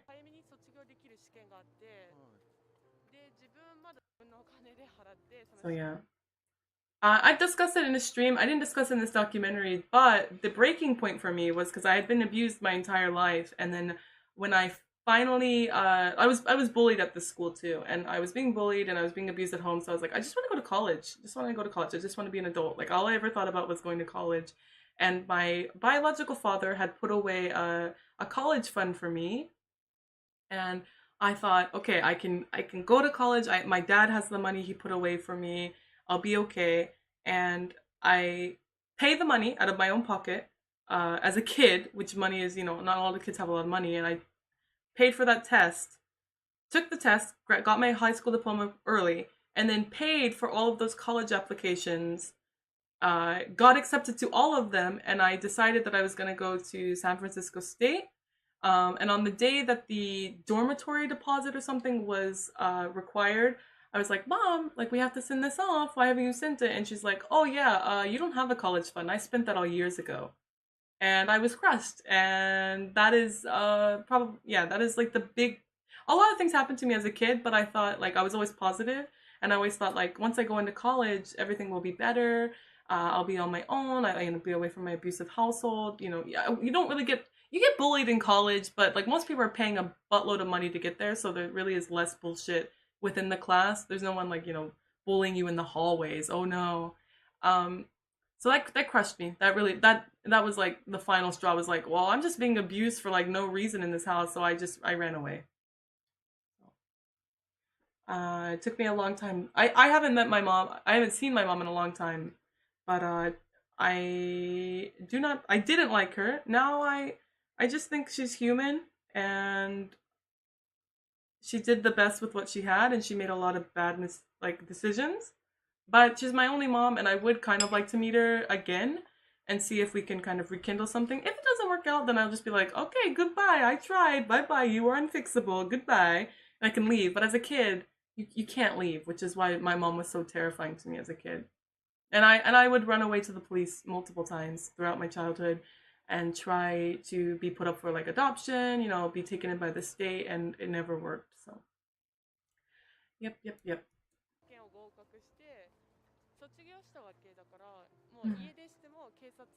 So yeah, I ran away, and I just went to college. I took out a bunch of loans so I could go to college. And they weren't student loans because my parents made too much money for me to be qualified for student loans, even though that I ran away from home. So that really hurt me. I had to borrow like from actual banks and crazy interest rates just to be able to go to college.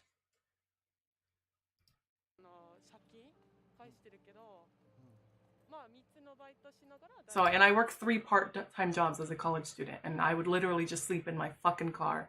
I'm watching this and I'm getting very mad about what my mom did to me. So I was a surfing instructor. I worked at a like a Japanese restaurant. And then I also did DoorDash. It was like an Uber Eats thing. I did DoorDash as well. So I would literally go to class, go to work, sleep in my car for like 3 hours, try to get some homework done, go to another job, like it just sucked. And I've been thinking about it lately. I did not get to enjoy my childhood, and I did not get to enjoy my younger years. And lately it's been like, June, do you want kids? Or like, would you ever think about like getting married? Marriage is fine, but I don't think I'll ever want kids because I don't think I ever actually got to enjoy my life because I've always been working nonstop. I've never had a fucking break. And I don't know if I could actually enjoy having time off because even when I'm like for example, when is it? January, February, March, April, May. So there's this event in Chicago next year in May. If they're going to hold it or not, we don't know. But I really want to go and hang out with my friends. But to me, I have to still be working. Like, I can't just go visit my friends. I have to turn it into half work, half play. And I'm just like, I've never fucking enjoyed my life. Like, I'm not saying I'm not enjoying my life, but I've never actually, when you're a kid and you're just like, having fun. I never got that because I was always being abused at home and bullied at school. And I'm just like, man, I would really like to just fucking enjoy myself for one goddamn minute. Anyways, let's continue. So DoorDash. I'm talking about DoorDash. I had an apartment, but I never really slept there. I always slept in my fucking car. So I'm just talking about what I just talked about. So why did I decide to move to Japan? Because at that time I was studying to be a paramedic because it pays well and I could afford the school. Like, afford it in the sense that it wasn't like medical school. I was paying for it with loans, not student loans, but actual loans. And I was about to finish, and I was like, in my head, I was like, I want to live in Japan. Like, that is my dream. I think a lot of people who watch my channel, they understand. Like, I want to live in Japan. I would love to live in Japan. And I would always think, yeah, I'll become a paramedic, work really hard, and then maybe when I'm 60 or something, I'll go to Japan for the first time in my life. And then I was like, no, that's dumb. Why am I doing that? If my goal is to go to Japan and to live in Japan, why am I waiting my entire life until I'm able to go? I have had all of these terrible things happen in my life, and I'm still alive, and I'm still, trying my best. So even if I go to Japan with no money, no security, no family, no friends, I could maybe make it work. And if I don't, well, I wouldn't be much worse for wear. I've already had all of these terrible things happen to me. I might as well just try. And 業するタイミングで、あの時なんか救急隊員の勉強してて、年配になってから。So I'm talking about once I become older and like once I'm like retired, then I can go to Japan. But I'm like, I only live once. I might as well do exactly what I want, even if it's going to be difficult. So why am I doing a job that like I don't actually want to do? I'm just doing it because I'm going to get paid a decent amount and I can somewhat afford going to the school.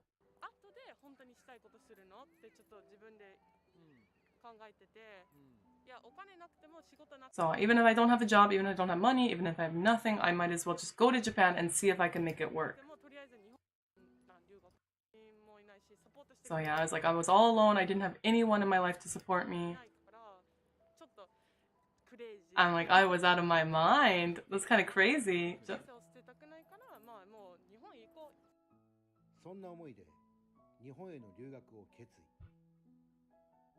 I love this picture. I look so happy. Alright, we finished part 2. We're almost down to the last part. You guys ready? I'm really hungry. I want to eat some cereal. Okay. Look, I'm gonna look at June decides to make the boss move. Oof. June is the definition of like a boss. I don't know. Very brave. Thank you, thank you. How is it like to work in Japan? In the next episode, I'm going to answer your question because I worked for a very corrupt company. I want French fries. Ooh, Lucky, get some French fries.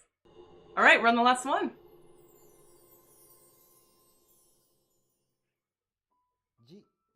So we are now going to Mount Takao, which is my favorite place to go hiking. If you ever go to Japan, please visit. I freaking love hiking and I love this mountain very much. I'm going to skip the intro.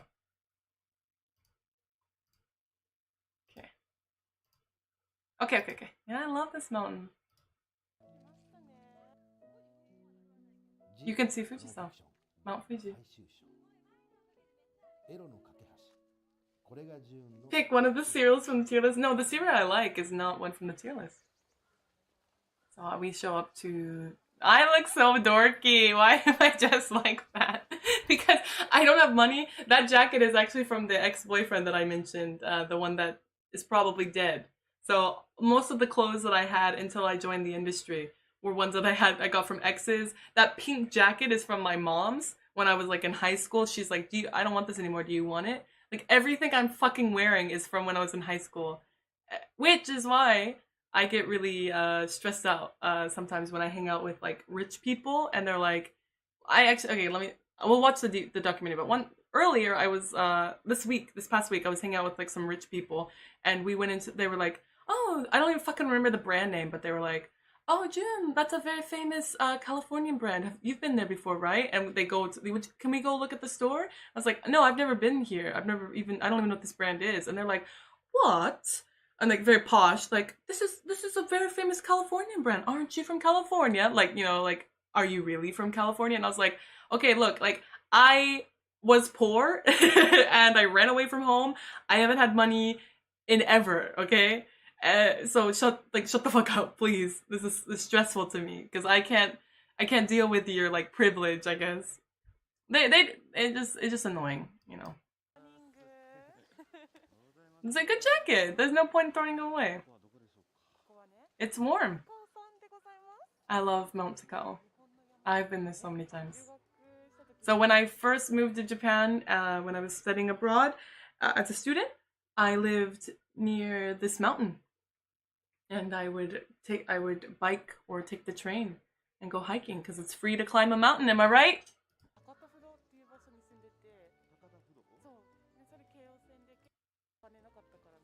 Okay.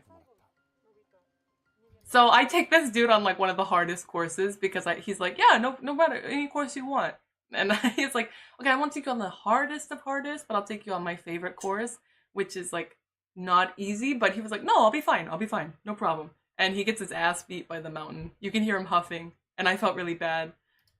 He's like, oof, how much longer? And I was like, it's only been 20 minutes. Like, he's already fucking wheezing and we just started. He's not like a pudgy dude. He's like super thin. He's very cute. He's like, after you broke up with the dude who borrowed a lot of money, why did you join the AV industry, the JV industry? 今のこの業界に来ることになったのかっていうのがまだ聞いてなかったなと思って。あれ、ははしてるんじゃないですか。I was like, we're breathing really heavy as you're asking me these questions. I say that to him because I'm a little shit. He's like, huh, yes. Like, please don't point that out. はい、答えます。ごめんなさい、失礼しました。I was like, okay, I'll answer you. Sorry for being rude. That was rude of me. えっと、You gotta earn this interview, bro. もうそのブラック企業、So after I finished Japanese like schooling, I joined a big company that I'm legally not allowed to say the name of. Don't ask. I actually am very uncomfortable when people even try to guess about it or theorize about it because I'm legally not supposed to talk about my experiences there. But it was very corrupt. Very, very bad company. But I didn't know that, obviously. どういうことなのか。私やってたのは、例えば海外の方のお客さん。So my job was to teach. I wasn't an English teacher. I was still part of the company and like, you know, mainly worked in Japanese. But in Japanese, I taught other people in the company how to do or how to interact with foreign clients or customers. That was my job. It was called inbound. So I was the only foreigner in that godforsaken company. There was no one else who spoke English, and there was no other person who wasn't Japanese. でも私実はその会社の中に私以外の海外の外国人がいなかった。なんか転職と思った。So when I scored the job, oh, thank you for subscribing. When I got I would not. Oh, I would. I thought they said beat 3 chans. I was like, or Fuchan, sorry. Like, I'm not gonna take on 3 Fuchans. I love Fuchan, but yes, I could bench. I mean, when I held Fuchan, I like launched her into space. She hasn't come back down yet, but I'm waiting for her return. Anyways, when I got the job, I did think, oh my god, this is my dream job. I'm so excited. I can't everything's up from here for Jun-chan, you know. I thought my life was going to go so well after getting into that job. I was very happy. Very, very happy.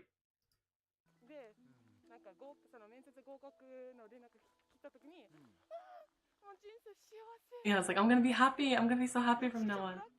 But it ended up being so corrupt. So I was like, no!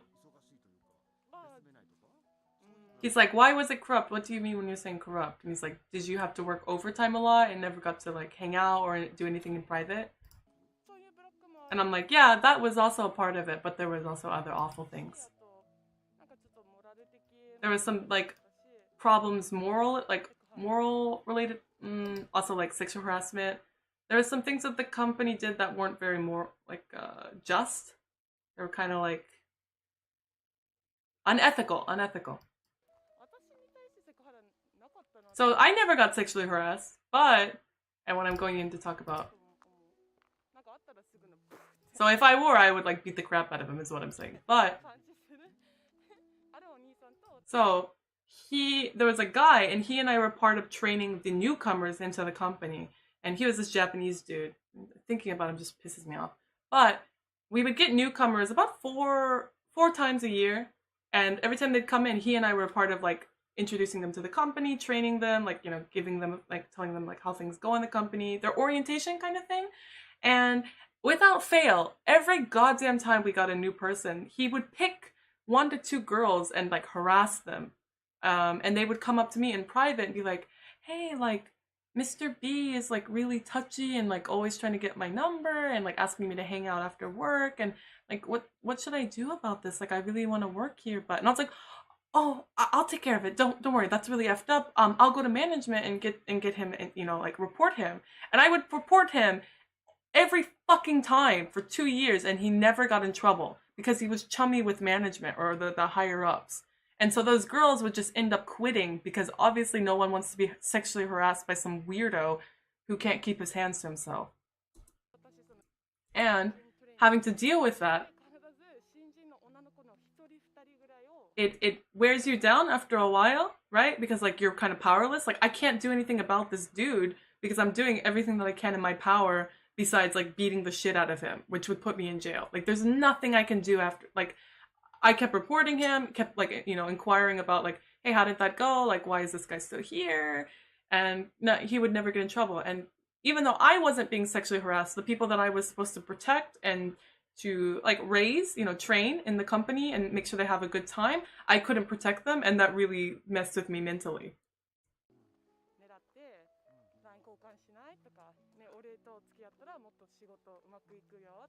So he's like, if you date me, this job will be much easier for me. Like, fucking scumbag.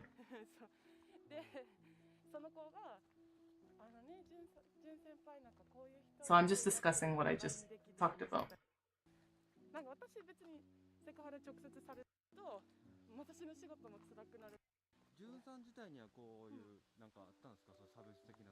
So he's saying like, what did they do to you then if they didn't sexually harass you? So the worst thing that I would have to experience is, it still really pisses me off. So say we had like a project within the company in my sector, I would work really hard because I would come in every day and stay late every single shift. I would come in super early, read up on like the sales or read up on like new projects coming in, new clients, like what we have coming up, and make sure that I was ready for any topic or any meeting that was to come. And my fucking coworkers would dick around like on their phones, like, playing games on their computers, not working. And so then when something would go wrong in the company, my coworkers would be like, oh, it's because of that foreigner. What's her name? Miss Lovejoy? Yeah, she doesn't speak very good Japanese and she doesn't really get like the project. So we had to spend all the time explaining it to her, and that's why we didn't finish our project. And I was like, you guys are literally like pissing around and like by the water, like, the water cooler or whatever. Like, you guys are not working. And so, the bosses are like, oh, okay, yeah, foreigners are hard to work with. We'll give you more time on the project. So that really fucking bothered me because it wasn't me. It wasn't my fault.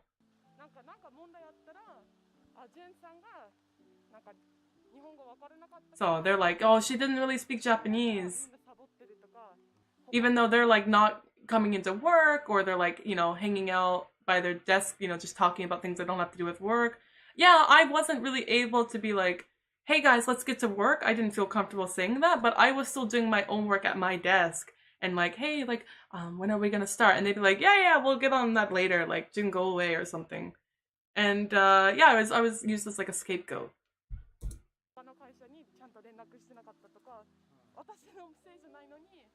Yeah, like if they wouldn't call one of their own like clients, they'd be like, oh, I was helping June with some like Japanese word and I couldn't call the client. Sorry. Yeah, sorry.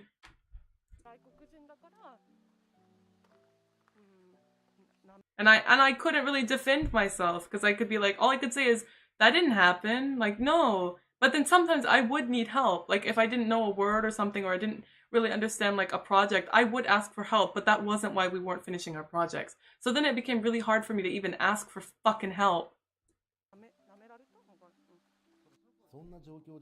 So I worked there for about 2 years.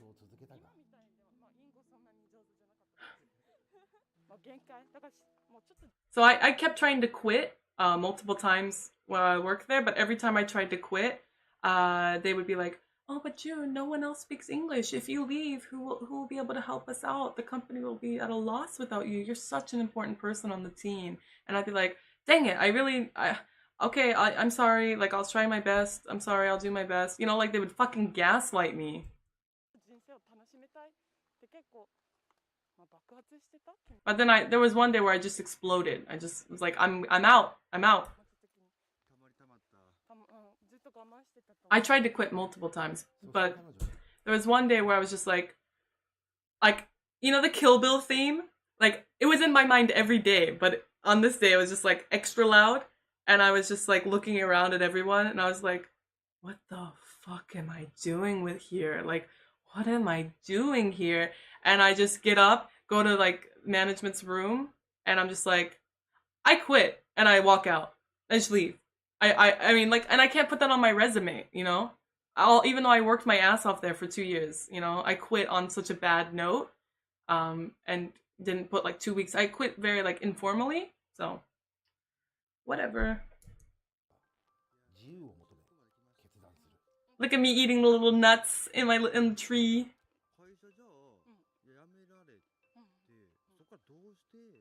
And so he's like, okay, so you quit the corrupt company. Why did you join JV? なんかこれちょっと言いづらいけど、その会社 Joe Portland, did you ever have a moment where you did? No, June did the project. Because it wasn't a project I could do alone. So say, for example, there's multiple clients that we have to approach, and some clients say no, right? I can't say too much information about the job. So say that A and B, Mr. A and Mrs. B, they didn't contact their clients, but I did. But my clients said no. It's like, well, all of June's clients said no, so there's no way the project could continue. And I was like, you had like 10 other people that you could have contacted so we could finish the project. Or they wouldn't do their part of like, some data management, like collecting data or, anything to prepare anything. So I would still do my work, but it's not a project that one person can complete. 働いた時に残業とかいろいろ長時間働いてたけど一日 Oh no, I'm getting kind of lewd in here. So I was very horned up and very suppressed because I had worked at that company and wasn't able to really bow chicka wow ever because I was working like, forever and wasn't able to go on dates. So I was like, June needs to F bad. And I was very, very, very, very horny. And so, I'm gonna get in trouble on YouTube. I have to be careful with talking about this. This is gonna be a hard thing to talk about. Not because it's like a difficult topic, but YouTube, kind of difficult to talk about on YouTube. So I would ask my friends like, hey, what's a good job in Japan? I just got out of a black corrupt company. They're called Buraku Kigyo in Japanese, black company. And they'd be like, oh, June, all companies in Japan are corrupt. And I'm like internally screaming, like, well, if they're all corrupt, then I might as well like, if I'm getting effed already, I need to be getting effed on my terms. You know what I'm saying? 結局なんか Yeah, it's me. 青缶のスリルと Well, thank you for following my Twitch. I should probably stream on Twitch. 青缶と近いやっちゃい話しちゃいけないこと Yeah, I'm talking about these things as people are walking around, so I'm like, yikes. 人間ですですかだからもうその自分ももう大学卒業して So I just wanted to do like some lewd job. For me, it's not a degrading thing, and for me, it's not a bad thing. So it's just another form of work. And I'm like, I know some people are like, why did you go into such a job? Like, oh my God, you're so sad, you poor person, all that trauma. Like, to me, like the AV industry wasn't a bad thing. But I thought, well, if the JV industry is going to be corrupt, and the company I worked for is going to be corrupt, and all the other companies are going to be corrupt, I might as well enjoy myself and have a bit more freedom with what I do. And for example, like even if I worked super hard in the last company I was in, there would be nothing to show, like no fruits of my effort. But in JV, if I work really hard, my follower count goes up, my the amount of offers that I get from studios goes up. Like you can see the direct results of your hard work versus in a regular company. Typically, your hard work is only shown in your boss's pocket, and how much money he makes. You don't get to really see any direct results. And sometimes, even if you work really hard, no one's going to say good job or thank you or I really appreciate you. But me, I work really hard and I can see, people are like, I really love your films. I really love your content. Like, it means a lot to me. You give me a lot of strength or you give me a lot of confidence. I get that feedback immediately, and therefore it makes it easier for me to continue working. If someone, and I've mentioned this in other interviews, if you say, well, then do you recommend going into the JV industry? I say no, but if that is truly what you want to do, and you're okay with throwing away any other chance in your life, because once you join, there's a stigma around doing this kind of work, right? You're not going to have an easy chance getting into other work, which is why I say don't join the industry, because the cons outweigh the pros, so to speak, if you can understand what I'm saying there. But if there's something that you really want to do, you should do it, which is why, like, do you want to do sex work? If so, do it. But if you're like, no, I want that sense of freedom that June feels and like she's finally happy, it isn't necessarily because JV itself, but JV means, like, for me personally, that is what gave me my freedom. but that's not the case for everyone. Like there are some people who are like, oh, I could, like that would make me really anxious, like having to work every single day and having to constantly like appeal myself to many people all across, like people have to quit. If your work doesn't sell, you make no money. And you have to constantly be on the ball trying to gain new skills, trying to promote yourself, trying to appeal yourself, trying to make new connections. You will never rest ever again if you want to remain in this industry. And I think a lot, that goes for any content creator. Let's say you're like, no, I really want to be an artist. Really want to be an artist. Like that would make me happy. If even my 9-to-5 job is hell, but working as a full-time artist would also be hell, but I would still enjoy being in that hell, You have to pick your poison. I know it sounds kind of dark. Like JV industry isn't bad, but working every single day to keep afloat, that is kind of stressful. That's the stressful part for me.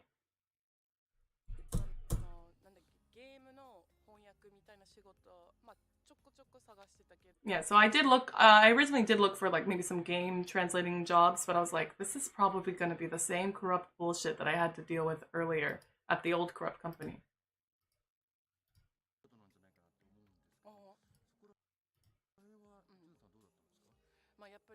So he's like, yeah, it was really brave of you to go into the industry and like throw away all your other choices. Because that's what I say. I say like you throw away all your choices if you join. And he says, that's really brave of you. Where did that like courage come from?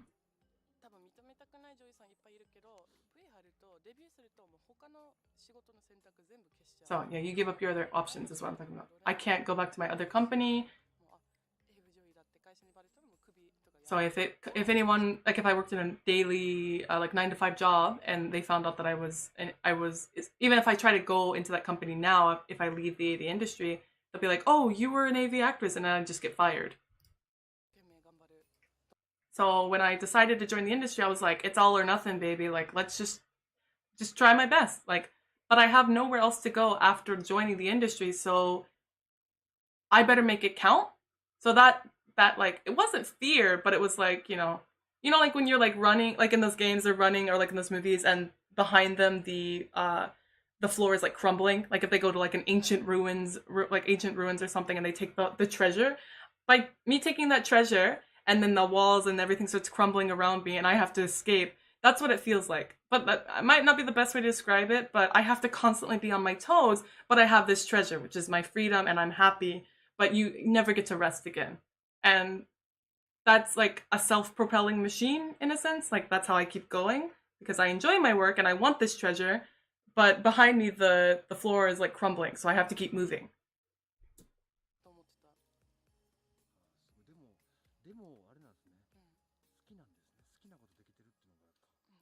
And he's like, but you enjoy your work, right? And I'm like, yes, very much. I do enjoy my work.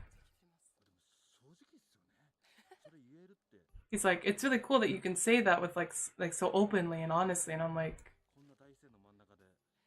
well, he's like in all this forest and all this nature.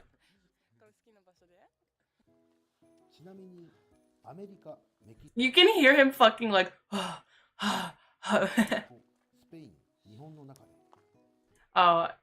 Japanese, it's kind of weird. I don't really want to translate it, but just because it's there. Japanese people always get really like weird about it, but they're like, out of all of the nationalities that you've like done the Balchika Wow with, who was the most pleasurable? And then I say Japanese, and they're like, oh my god, wow. That's what he's about to say.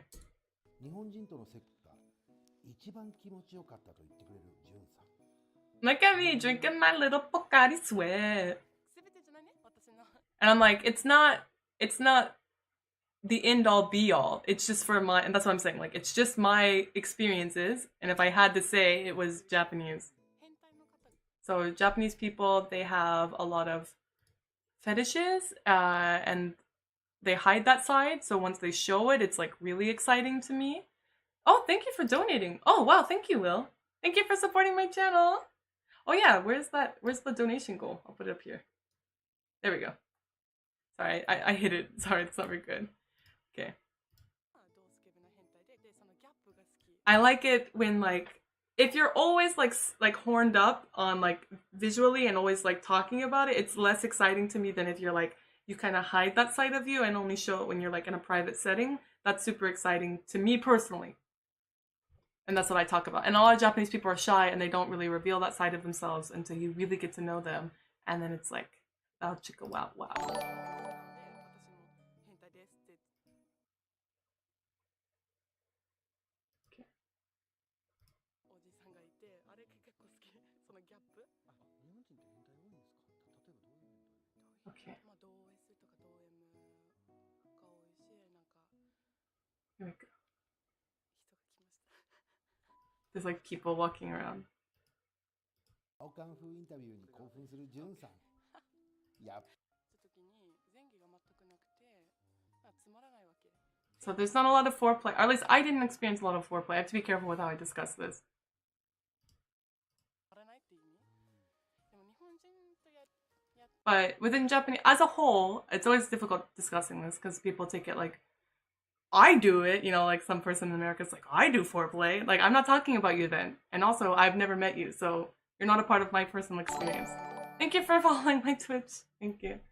But as a whole, most Japanese people do play the four, and I really like that. Okay. で、なんかお尻がめちゃくちゃ好きとか、足がすごい好きとか、 Okay. それ以外のものも楽しめる。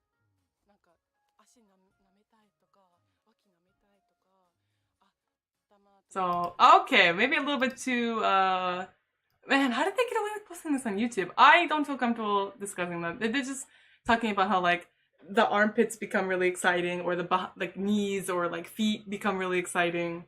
それ日本語なのに。 Just what? I'm just, hold on. No! 一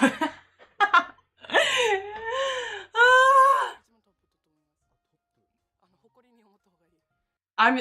this is me just talking about why Japanese people should be proud of their eroticism. 自分でこの活動、この女優の活動して、 Okay.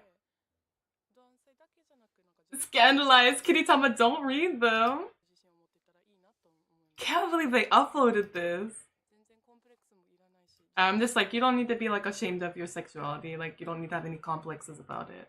の国籍とか日本人だから。 Do I have any regrets? Do I have any regrets? Do I have any regrets?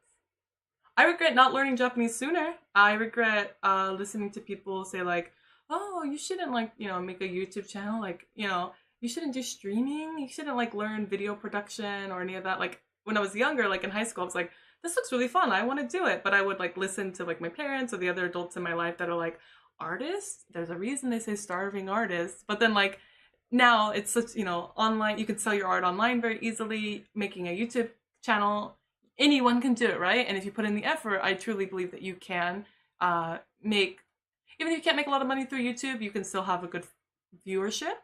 And I wish I wouldn't have listened to all of those people, naysayers, I guess. And I wish I would have studied Japanese sooner, like maybe as a kid, because like you know, I'm 10 or something. That would have been really nice. ダメとかじゃなくて、日本人めちゃくちゃ持ってる愛され。 の YouTube チャンネルの動画編 Oh my god, this is the first video I ever edited on my channel.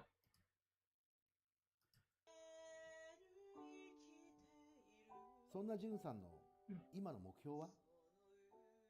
なんかブリッジっていうか、日本と。 And he says like, what do you want to become, or what is your goal? And I say like, oh, I want to be like the bridge for Japanese and for like Western, well, not just Western, but foreign people. And yeah, I like to share like eroticism or parts of Japan that isn't like, you know, Tokyo Tower or, oh, sushi. Like, just want to share and especially give voices to Japanese people that are in my industry, because I feel a lot of times they don't get to say anything. And a lot of maybe foreigners speak over them. They're like, oh, but like Japanese women are very demure and pure. And then I interview like this dominatrix who is like, what did you just say to me? You know?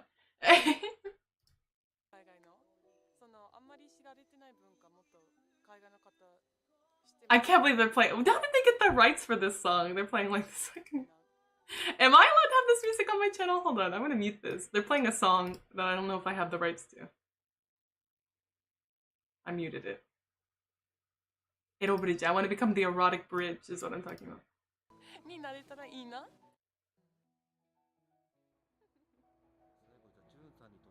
And he says, what does AV mean to you? JV mean to you? AV 女優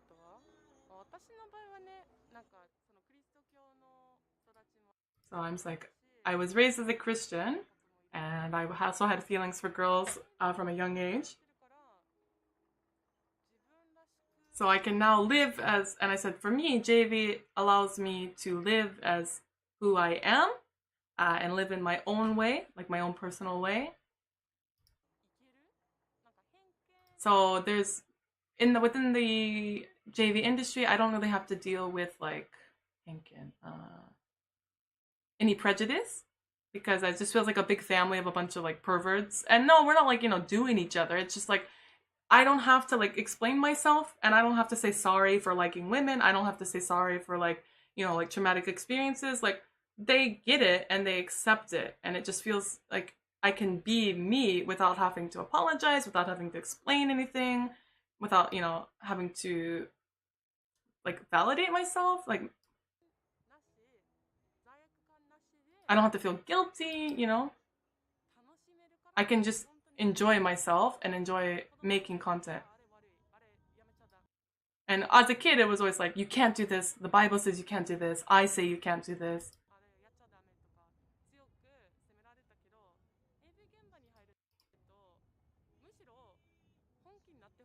So, but once I'm on like a JV set, they say like, they want you to be you. They want you to just experience pain, experience pleasure, experience, just all of your emotions, and just express yourself, because they're not looking for you to be like every other person who's been in a film. They're looking for your personal style, and they want you to be you, and they want you to enjoy yourself.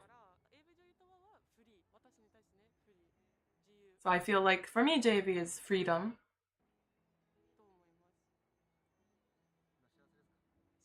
He's like, so you're really happy? And I'm like, I'm very happy. I'm looking forward to all the work I'll have next year. These fucking music. I don't know if I can play this music. Okay. No! Why do they include the stuff of me eating? I hate that. I don't like seeing myself eat. It's not like a what is it? It's not an eating disorder thing. I just think no one looks good eating. Oh yeah, this is the best part. He says, have a good luck at your shoot, and oh god, it's in marks, so I can't say the joke. I say something very lewd, but a play on words. So in Japanese, there's a word for ganbarimasu, which means I'm gonna do my best, and there's a word for lady parts, and I say ganbari. I combine lady parts, and I'm gonna do my best. And he's like, no, you can't say that. He's like, you can't say that. And I was like, oh wait, can I not say that? And he does another take. He does like a second take. He's like, all right, Jun, have a great day at your shoot. And I'm like, ganbarimangus, which ganbarimasu, and mongoose, which is just mongoose, the animal. Because I'm dumb. Look at me, I dress like a mom. I wish I had jeans. Nice. Okay, that's it. That's the documentary. Any questions, class? Any questions? Can I make this bigger? What about this?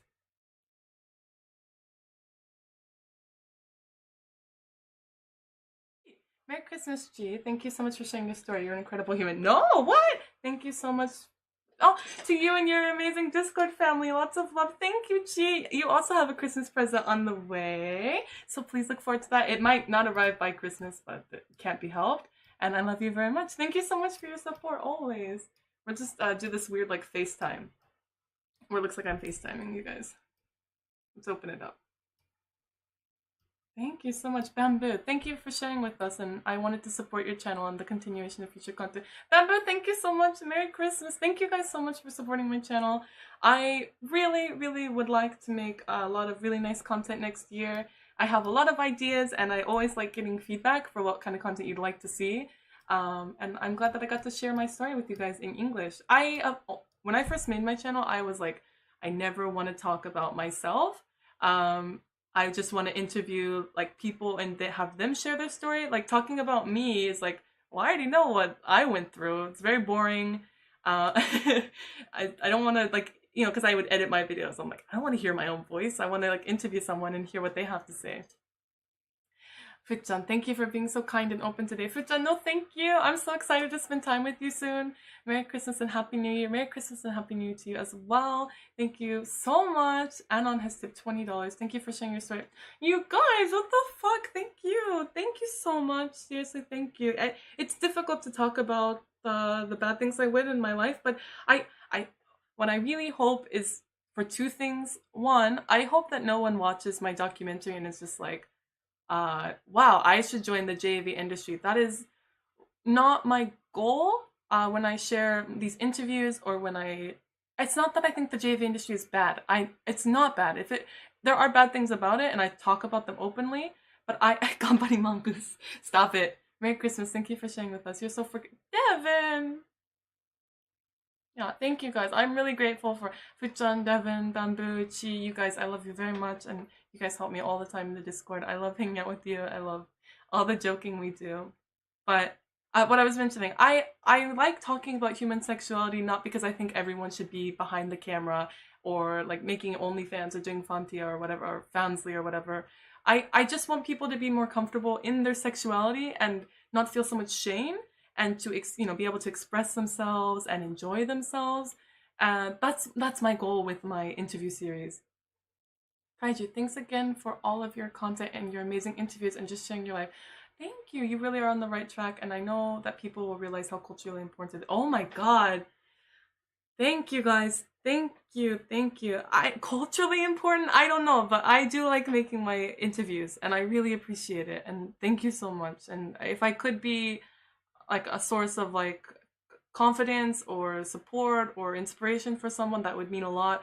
I know what it's like to be like repressed and to like hate yourself for things that you don't need to hate yourself about, and you don't have to like, live in shame for just loving someone or enjoying, using your body in certain ways.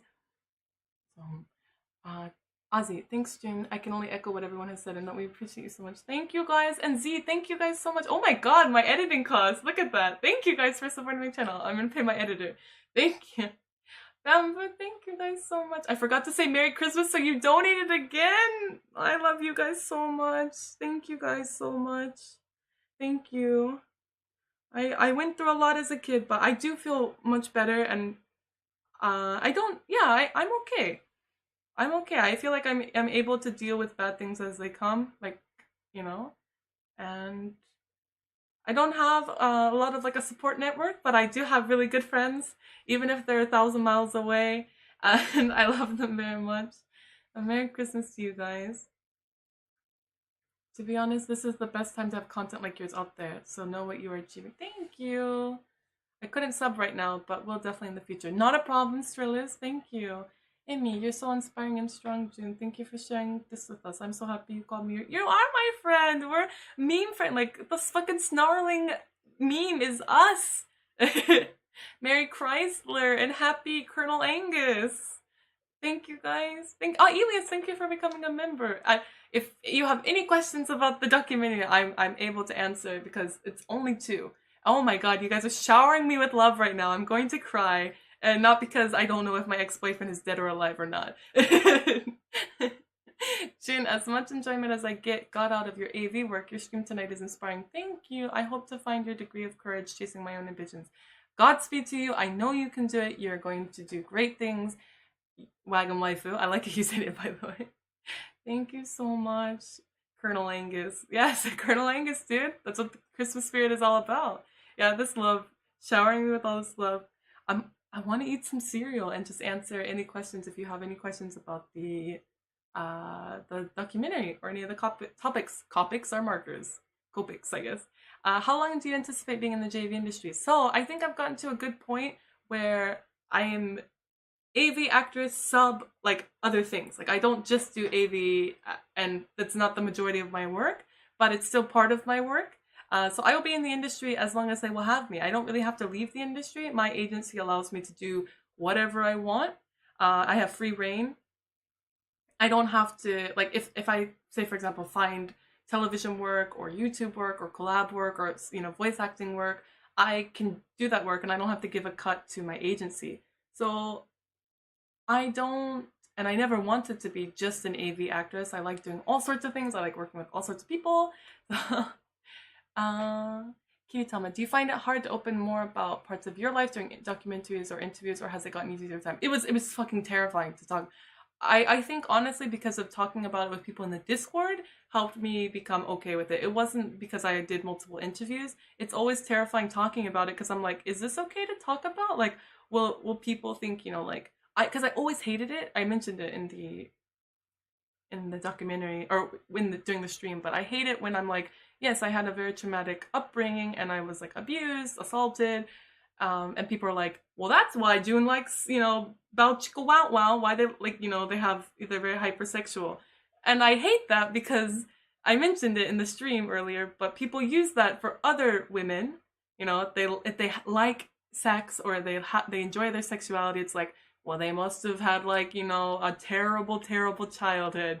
I freaking hate that. So whenever I'd get interviewed and I have to talk about my trauma, I didn't really want to because I was afraid that people would be like, use it against me and kind of diminish what I'm passionate about, and give kind of power to the people who hurt me. And I can't really say, like, if that's what you're going to think, that's fine, because I can't say, no, you're wrong, because neither of us have a degree in psychology, but I don't feel like sex and violence are the same thing, and but I don't use my trauma to diminish other people's, interest in sex or their sexuality. Gambari Mangus, that is the worst thing you have ever said in my chat. That is absolutely terrible. Lamar 1986, thank you for donating, Lama. Rosary, Merry Christmas. Thank you so much for everything you do. You've truly inspired me since I came across your work ethic and personality. Love you to the moon and back. Babe, I'm rewatching Eva. Don't say that to me. Fly me to the moon. Da da da da da da. Da da da. Where's the Fujiko? I closed the door because I have this printer and Fujiko likes to lay on it and it gets filled with cat hair. And how did you maintain your pore and youthful poreless? Oh no, I have pores. Everybody has pores. I just I'm vegan and I'm really into skincare, and I would love to do. Oh, I was thinking about doing a skincare like stream and makeup. I mean, if I get close, you can see I have pores. All humans have pores. You can see them on my nose. All humans have pores. I don't want people to think that, it's just the camera. I don't have a filter on, but all humans have pores. But I just drink a shit ton of water. I don't eat meat. I don't eat animal products, and I'm really into skincare.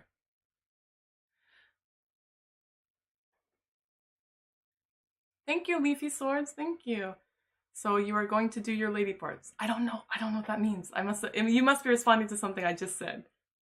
Yes, skincare stream. Okay, yeah, I'd be down. I hate that too. It's so lame. Feels like a paper thin excuse for shaming people for being sexual. Yeah, and you can't respond. Like once someone says that to you, like, oh, wow, you really enjoy like sex. Like, I guess something bad happened to you. You can't be like, well, yeah, something bad did happen to me, but that has nothing to do with, me enjoying it right now. Or you could be like, no, nothing bad happened to me. And they're like, really? Well, you should go to therapy and maybe figure it out. Like, what the fuck? Just enjoy yourselves. I'll take the brunt. Like, the weirdos on the internet could be like, June Lovejoy enjoys sex with women because they're like scarred as a child. I don't know. And then you guys can go enjoy sex, and I will be the one that gets, the brunt of the fucking weirdos on the internet. Skincare stream? Okay, cool. Me singing up in Japan and singing Fly Me to the Moon at karaoke. Oh my god, I mean, I would cry. I'm a crier. Merry Christmas, everyone. Now that's ad-friendly content. Yeah, I do. I'm trying to make more ad-friendly content. I have interviews coming out, but ad-friendly content I have to do in order to keep the channel afloat, so please forgive me. I like this. You guys can see all the stuff behind me. This is nice. Fly me to the moon, baby. When you started, how much guidance did you get? No, I didn't get any guidance. I don't think I really wanted it. I was just told, like, very upfront, like, you know, this is the kind of work you'll be doing. Are you comfortable with it? And I was like, what? I get to bow chicka wow wow in a safe environment and I get to try out all these things? That sounds awesome. But they were honest with me, like, you know, there is a risk of people, like your family finding out, your friends finding out, and I'm like, oh, I'll just tell them myself. You can tell that their sexist attitudes are sad and damaging to them and around them. Yeah, I do. I just want people to enjoy it. I wish dudes could enjoy it too. I'm obsessed with skincare too, Arachno, and I love your little gremlin cat. I love skincare. Do I have anything with me right here? I'm just I use these face masks and I've been using them for like 2 years now. I love them so much, and you can order them in a big ass box. It'd be cool because I have a partnership with Zen Market, so maybe I could give away a box of them. Do I have a role model in the JV industry? No, I don't, and I can't. And I always feel weird answering this question. Yeah, look, where's the Luffy one? Yeah, it's right here, Emmy. It's the funniest scene in the series where they're just. So I tell Nashmi, they're just hugging it out, just having a good time, just hugging it out. But every time I get asked, like, do you have an actress that you want to be like? And I can't answer this question without sounding like pretentious or like putting down other actresses or sounding like I'm putting down other actresses. I don't want to be like any other actress, and I don't admire any actress because I want to do content in both Japanese and English, and I'm constantly vouching for like fans abroad of JAV to be able to purchase them or to be able to interact with actresses. Like no actress that I look at it does anything in the way that I want to do it. Like it's not. I'm just gonna say no to the question that I don't have anyone I admire in the industry, but I can't really indulge on it because I don't have a good way to communicate how I feel about it without sounding like I'm putting down any other actress, which that's not what I'm here for. Ooh, Ju Nanasai. Oh, is that Rosalie? Are you switched too? Would you be interested in making more on the nerdy side? Yes, yeah, I would love to. I didn't know if I could because when I started releasing like the nerdy videos, I noticed that I would lose a lot of followers and then gain a lot of followers, like subscribers. So I think the people who came for the interview stuff, they don't want to see the nerd stuff, which is totally valid. And just because my subscribers drop doesn't mean that I'm not going to do nerdy stuff. It goes back up, and I get like new people who are interested in Gunpla and not necessarily like JV. So I'd rather have a mix, but I'd rather be like, one interview, one kind of like lewd video, and then one nerdy video. If I could, once a week upload 2. Are you gonna plan the Nuzlocke Pokemon run? I want to do a Nuzlocke stream so bad. So bad. I was thinking of maybe getting Pearl, Shining Pearl, and then doing a Nuzlocke run on that. Or like Let's Go Pikachu or Let's Go Eevee. Like I want to do a Nuzlocke stream.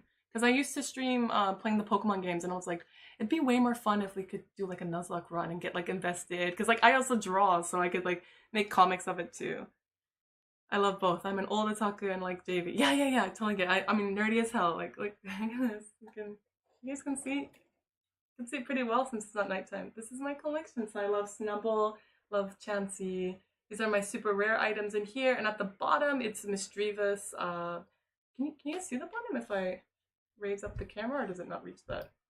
Oh, it doesn't reach that low. Okay. But at the bottom, it's Furret, Sentret, Submission, Substitute Doll, Impidimp, and that's it. That's who I collect at the bottom.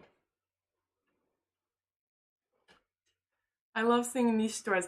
Okay, yes. Okay, I have some stores that I really want to show you guys, and there are some videos that I really want to take. It's just, like, I always feel bad filming, like, outside. Like, I hate YouTubers, and I know I've uploaded content like this, but I hate it when people, especially film kids. I see some, like, what are they called? J-vloggers, who, like, go up to, like, random kids and, like, talk to them. It's like, it creeps me out. Like, you shouldn't put kids on the internet without their permission. And it's weird that I'm the one that has to say that, like the fucking JV actress. I don't like it. So whenever I think about going out in public and filming things, I'm like, yeah, but if I film, like, other people's faces, I want to cover it up, But then, like, if I I live in fucking Tokyo. It's like going to New York and filming and being like, gotta cover up everyone's face. Like, you can't. But I would never, like, go up to kids and be like, hello, konnichiwa, little children, Like, I hate the J-vloggers who do that. They're like, look at these little Japanese kids. Wow, so exciting. A stalker got me home, fell asleep on the ride home. Nasrin, good night. Zoro and the Crowner. Growler. Oh, he's right here. You have this one, don't you? Oh, you guys are gonna see me in my sweatpants. Hold on. Hold on. Hold on. Amy, I think I've shown this one to you.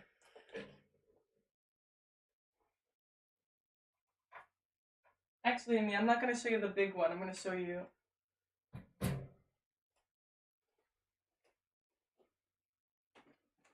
Yeah, kids are verboten. I know that means forbidden. I think it means forbidden. Here you go, Amy. Here's Zoro. Hold on. Zoro and his boyfriend, Mihawk. Now kiss! That's not kissing. Hold on, here we go.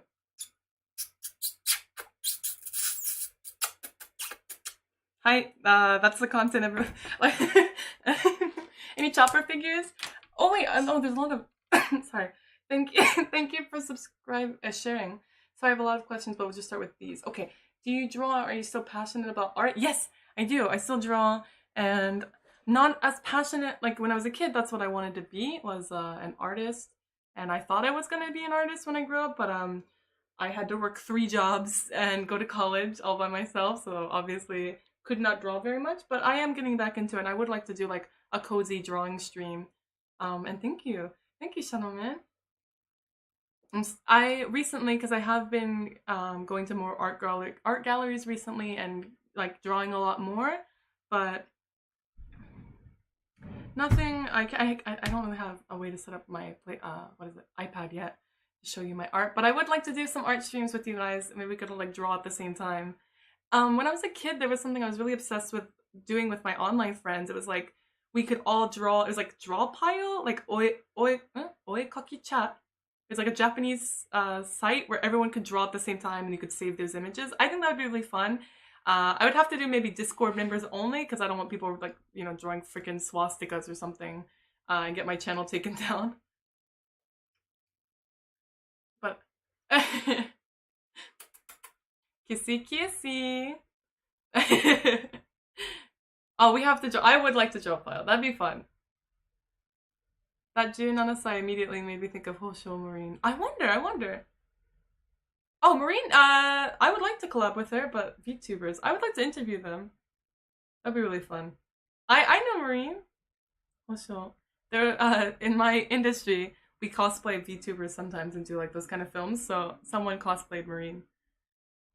This has been a very enlightening stream. My pleasure! Yeah, the paint chat! Yes, Sleepy Swords, that's what I would do.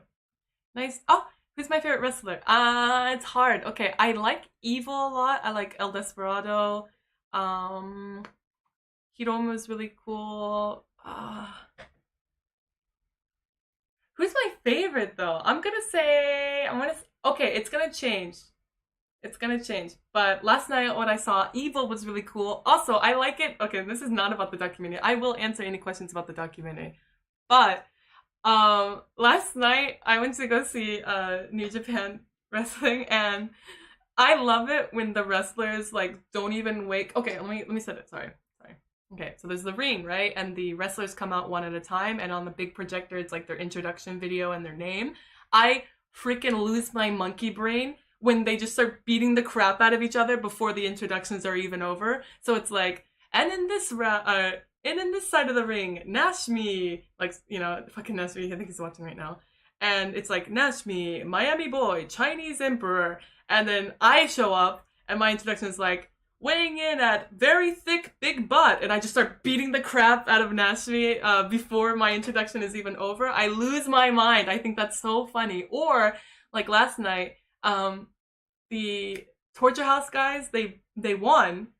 But once they won and they was like announced that they won and they were leaving, they grabbed a chair and went back for more and just started beating. It's all fake. Wrestling's fake. It's just a bunch of acting, but it's so fun to watch.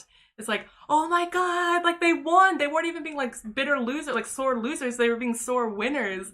And it's like going at it. And I have all these pictures of like just chairs flying and like they're like reaching under the rink and like grabbing wrenches. And the ref is like, stop.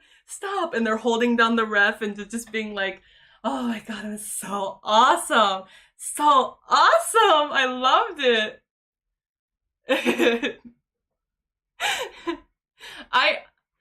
but what I noticed is that like I was like clapping when like Evil or like any of there's a wrestler called Evil and or like when any of the bad guys were like doing bad things and no one was clapping. So if someone makes a good play, like people go like clap because you can't speak because of pandemic and also at these events Japanese people are typically quiet, but they would only clap when like the good guys would do something, but like when the bad guys would like bring out a chair or like a wrench or like a kendo stick, I was like, and only me and like the entire fucking in the entire arena, I'm just like, wonderful, wunderbar, wunderbar. Like, yeah, the heels. Yeah, I loved it.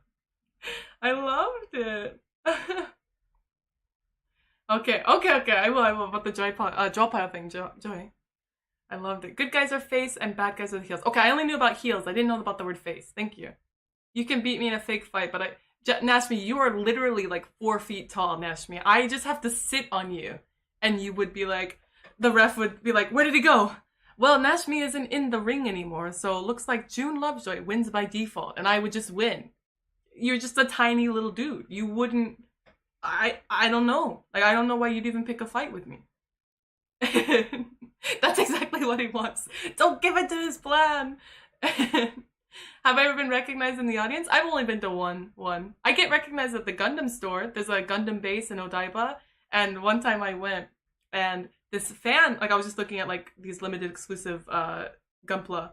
And this like guy comes up to me. He's like, are you June Lovejoy? And I was like, who's June Lovejoy? No, I don't speak Japanese. No, sorry. You know, I wanted to have a private day, so I lied to the dude. But then, about 10 minutes later, a clerk came up to me and was like, oh, you're June Love... Like, someone that worked at the fucking store came up to me and was like, you're June Lovejoy. Oh my god, I'm such a fan. Thank you so much. Thank you. Like, just thanking me. And I was like, oh, I guess now I can't lie. And so I, like, looked around for that guy that I, like, you know, said, no, I'm not June Lovejoy too. I couldn't find him, but I just posted an apology on Twitter, and he ended up responding and saying, like, sorry for... No, he actually ended up posting on his own Twitter that he saw someone that looked like me at the Gundam store, and I commented on that and apologized, and also did a public apology on my Twitter, just because I felt bad for lying to him. Who is June Lovejoy? Who am I? I'm someone who's been through a lot, but, like, wants to enjoy life and would like to stick around if I could, and enjoy my time on this little spinning blue planet. Yeah, I was like, there goes my privacy for the day. Yeah, because it's terrifying, you know, I have been assaulted, and I also don't want to move. Like, if I had a stalker that, like, found out where I live, and then I have to move, that would suck. I don't want to move. So I like being open and honest and friendly, and at my fan events, like, I'll princess carry my fans, or I'll hug them, or, like, you know, just a big squeeze, bear hug. I try to be as loving and open and just there for fans, or, you know, I don't know a good way to say fans that doesn't sound like me being pretentious. Like, you know, it's not like this to me. It's like, if you don't have any supporters, I'll say supporters. If you don't have any supporters of your content, you don't exist on these platforms. And so I see some content creators, or some JV actresses who are just like, ew, gross. Like, you know, like, they'll talk bad about their fans, like, oh, those gross old dudes watching my films, like, so gross. But you can't in one breath be like, oh my god, buy my films, teehee, love you, and then, you know, when they're not around, be like, they're so gross, why do they buy my films, creeps?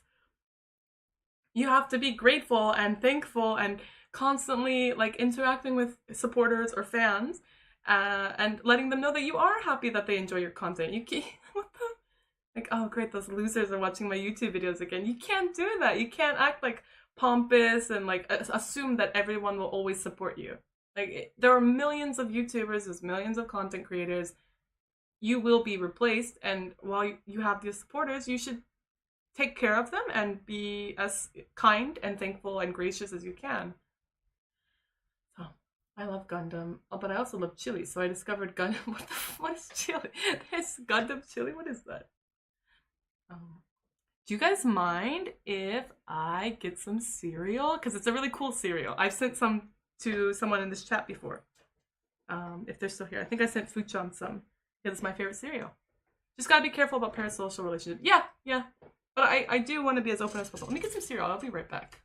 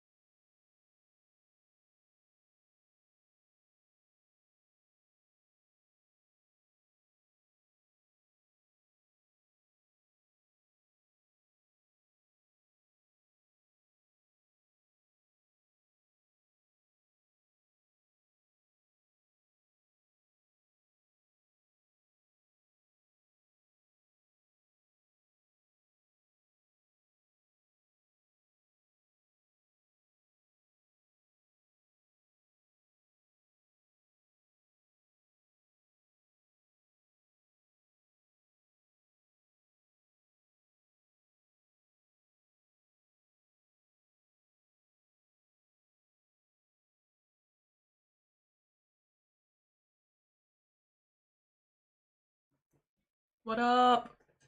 What up? I have a cereal. So this is the cereal. It has like red beans and cornflakes, and it's so yummy. Cereal, what up? What up? This is what it looks like. So, looks like Raisin Bran from there, but it's got these like red beans in it. Mmm.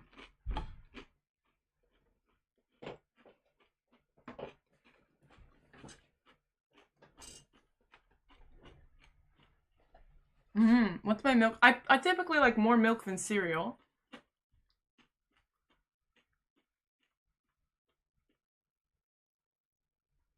Bought your newest DVD. You were the most beautiful. Thank you. Are the red beans sweet? They're not like sweetened, but they're just naturally sweet.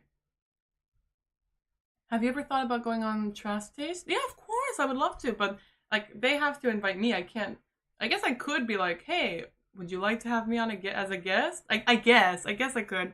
I think the best thing is like people, like viewers, to contact them and say like, hey, you should have June Lovejoy on Trash Taste, you know? Milk first or cereal? Okay, if you put milk first, you're a psycho. That's terrifying, just reading it. This is soy milk. Soy milk is very easy. Oat milk, they have oat milk even at like Starbucks now in Japan. And almond milk is also very easy to get.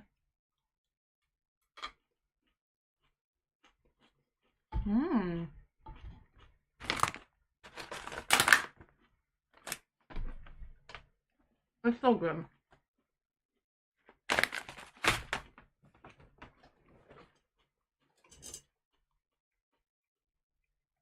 Milk first sounds like psycho shit. It's like scary to me just to think about it. Very yummy. I feel bad eating on stream now. I'm gonna see if there's any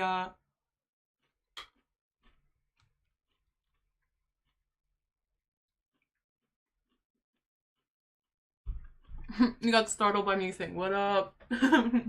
What up?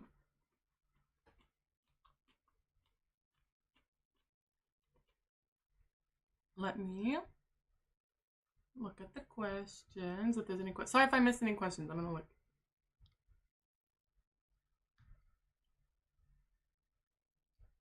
Oh, but this doesn't have like a scroll. So if I go all the way up to the top, it's hard to get back to the bottom. I did like cornflakes. I did. Now it's a mukbang. No, we're just relaxing. If there's any questions.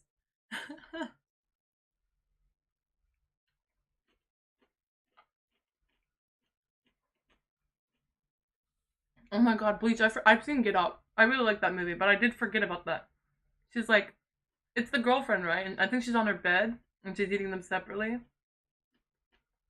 That's terrifying.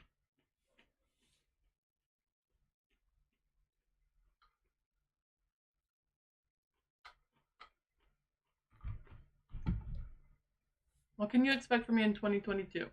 A lot more voice acting content.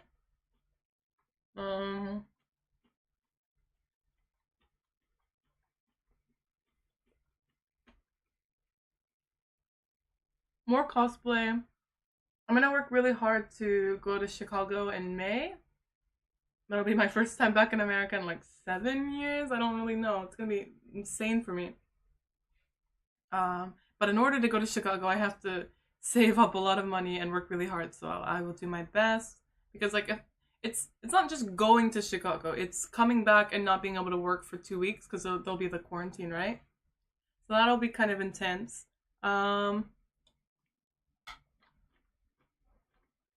More interviews, more art stuff, a lot of art stuff.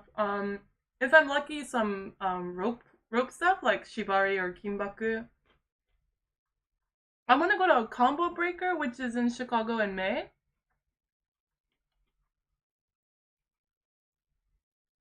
The arcades are still open in Japan. They're still open. Some have shut down due to the pandemic. You know, they didn't make enough money, but...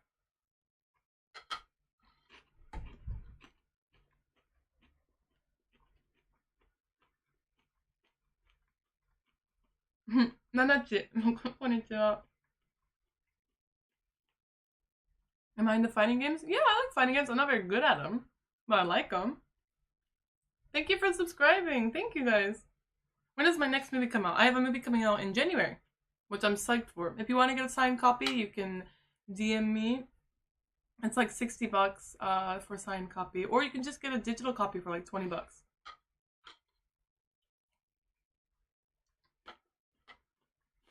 You live in Chicago? No way! Yeah, I was thinking like doing like a one-day fan event and then going to attend Combo Breaker like just as fun, because like I'll have to like make back the money of like traveling to Chicago and also not being able to work for, if I go to Chicago for 1 week, that would be like 3 weeks of not being able to work because I'll have to quarantine when I come back. I've never been to Chicago ever. I don't think I've ever like landed there or driven through there. I'm excited for the movie in January. Yeah. What is my favorite fighting game? I'm gonna say two that sound like a joke answer, but they're not. So, like, the Zatchbell fighting games were fucking amazing. And so were the Naruto ones, and I will die on that hill. But Skullgirls I like a lot. I'm playing Melty with my friends. I'm not very good at it, but I enjoy it. And one of my best friends got me Soul Calibur for my birthday. Like an early birthday present. And I wanted to start playing that as well. You know, Skullgirls, I used to play it a lot. Chicago is fun. I know you guys have like a bean? Like some art? A bean? One button meta? No, I haven't. That sounds awesome. Oh my god, you had the Zatchbell fighting game at your arcade? What the?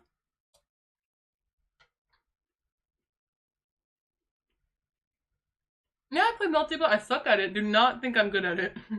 But if we're talking trash, I'll be like, yeah, I'm the best at it. I'm the best in the world.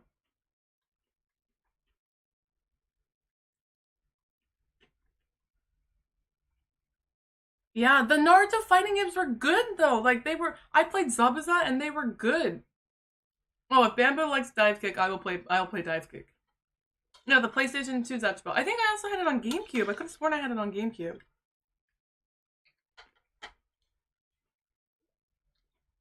Okay. Dive Kick. Can I look it up right now? I'm like asking for your permission. Ozzy, good? Are you saying that in result? Ozzy, I've whooped your butt enough to where you know that I'm good. Ozzy has never beaten me in a fighting game.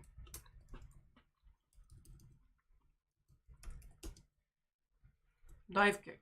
Oh, I like the way this game looks. What is this? What is this guy's name? Dr. Scholes and Jafali? What is this? 3D anime fighters are not best representations of a fighting. Oh well, look at Mr. Ozzy gatekeeping again. Just another day that ends in Y, I guess.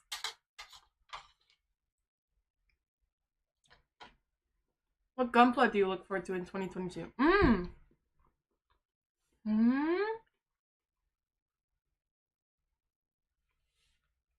I think in 2022 I'd obviously maybe do like a perfect grade or a master grade. At least once, you know? I have a lot of HGs and RGs waiting to be made. I'm just looking forward to, I would also like to maybe paint, like try painting in 2022. That would be kind of fun. I don't like to be good at it. I just want to try it, you know? Like I would like to maybe get into it, but I'd be so afraid of like my room starting to smell like paint that I don't really know a safe way to do it just yet.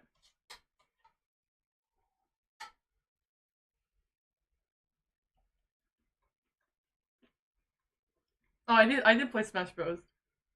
It wasn't all that fun, but I did play it. I like how I'm like, any questions about my traumatic life, feel free to ask. And we're like, no, fighting games only.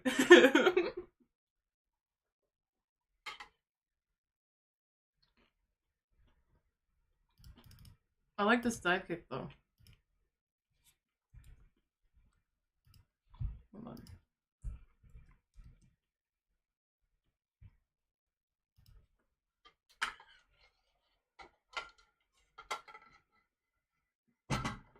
Very yummy. What's your opinion on Kubeli? It's okay. I don't hate it. It's cute. It just looks like a little bug. Is it hated? Like, I just like Gunpla and Gundam. I don't know anything about, like, anything.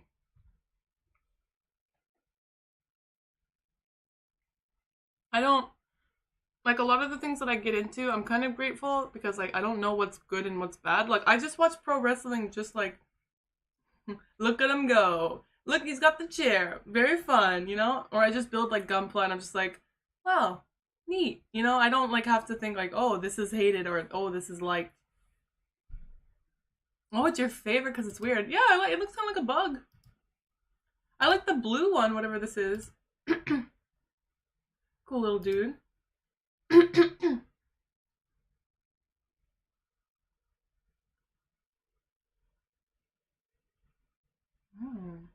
I also... Yeah. Okay. I'm gonna stretch. Stretch. Hiccups. Okay, yeah. Yeah. Yeah, wrestling's fun. Nice. So I'll stream until around 3. Oh no, I have hiccups. Damn it. Not on stream. Go away, hiccups. Okay, they're gone. No! I can't stream like this. Merry Christmas. I have to go, not like this. Oh no. Again, maybe you've answered this before, but what do you think? I hate them. I hate the mosaic. Okay. Well, I don't like eating on stream. So Merry Christmas. I have a stream tomorrow at noon, and I will be making cookies. And it'll be a Christmas stream.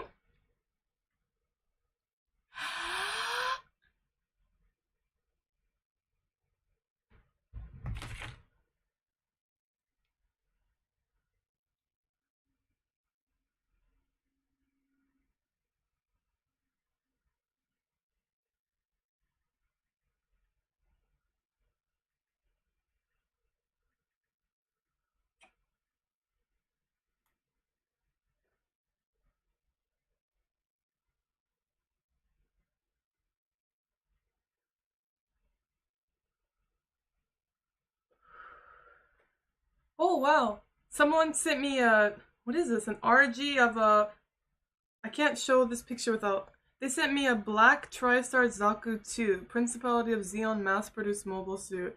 And it's just like an all-black Zaku, it's like RG. That's amazing. This looks so cool. And Nashmi doesn't have it. It's a black and white Zaku. That's awesome. That's awesome. Yeah, I can hold my breath for a long time. I can hold my breath. I can hold it longer than that. I can hold my breath because I go down. And when I go down, I get down. That is so cool. Oh my god. It's so awesome because Nashmi doesn't own it.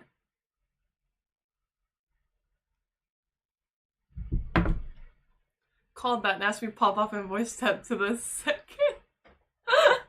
One time my GF and I was having hiccups and I took her an empty cup and pretended to toss water at her. I love that. That's good. I want to do that. Wink wink. Yeah, my hiccups stopped. What, Nashmi, you think I don't have it? I just got the message. I can't, because whoever sent it to me, sent it to my agency with a letter, and I don't feel comfortable showing the letter, because it's like, you know, it's personal. I don't have their permission. But so that's what I got. And that's what you don't have. You could have had, no, I don't want to be Charles Osborne. I want to be a wrestler. I'm a wrestler, bro. Okay.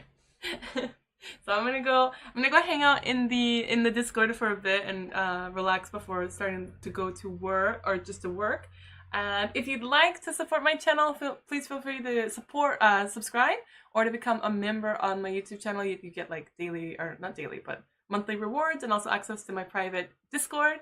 I'd love to have you there. I hang out too much in my Discord. And I'm also selling, can I show these on YouTube? Probably not. No, they're not too raunchy, but I don't know where they're at. So I'm selling, New Year's postcards. So in Japan, they send something called Ningajo, which are like New Year's greeting postcards, kind of like Christmas cards in America or other countries. And why don't I have any? Where did they go? I must have put them somewhere.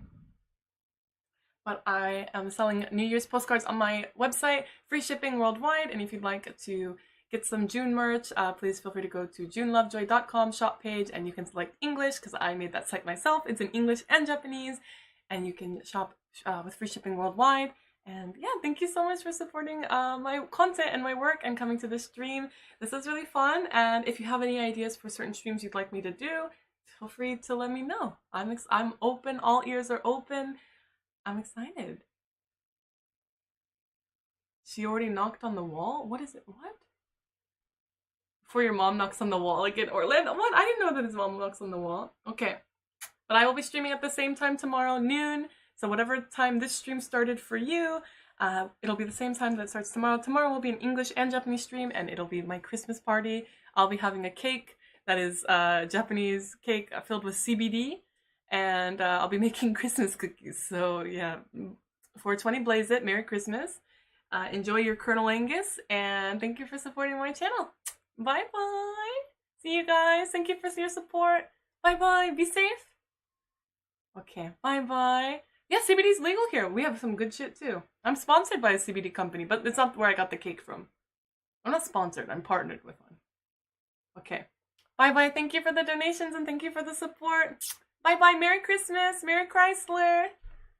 Hello. Okay. Here I go. Bye-bye.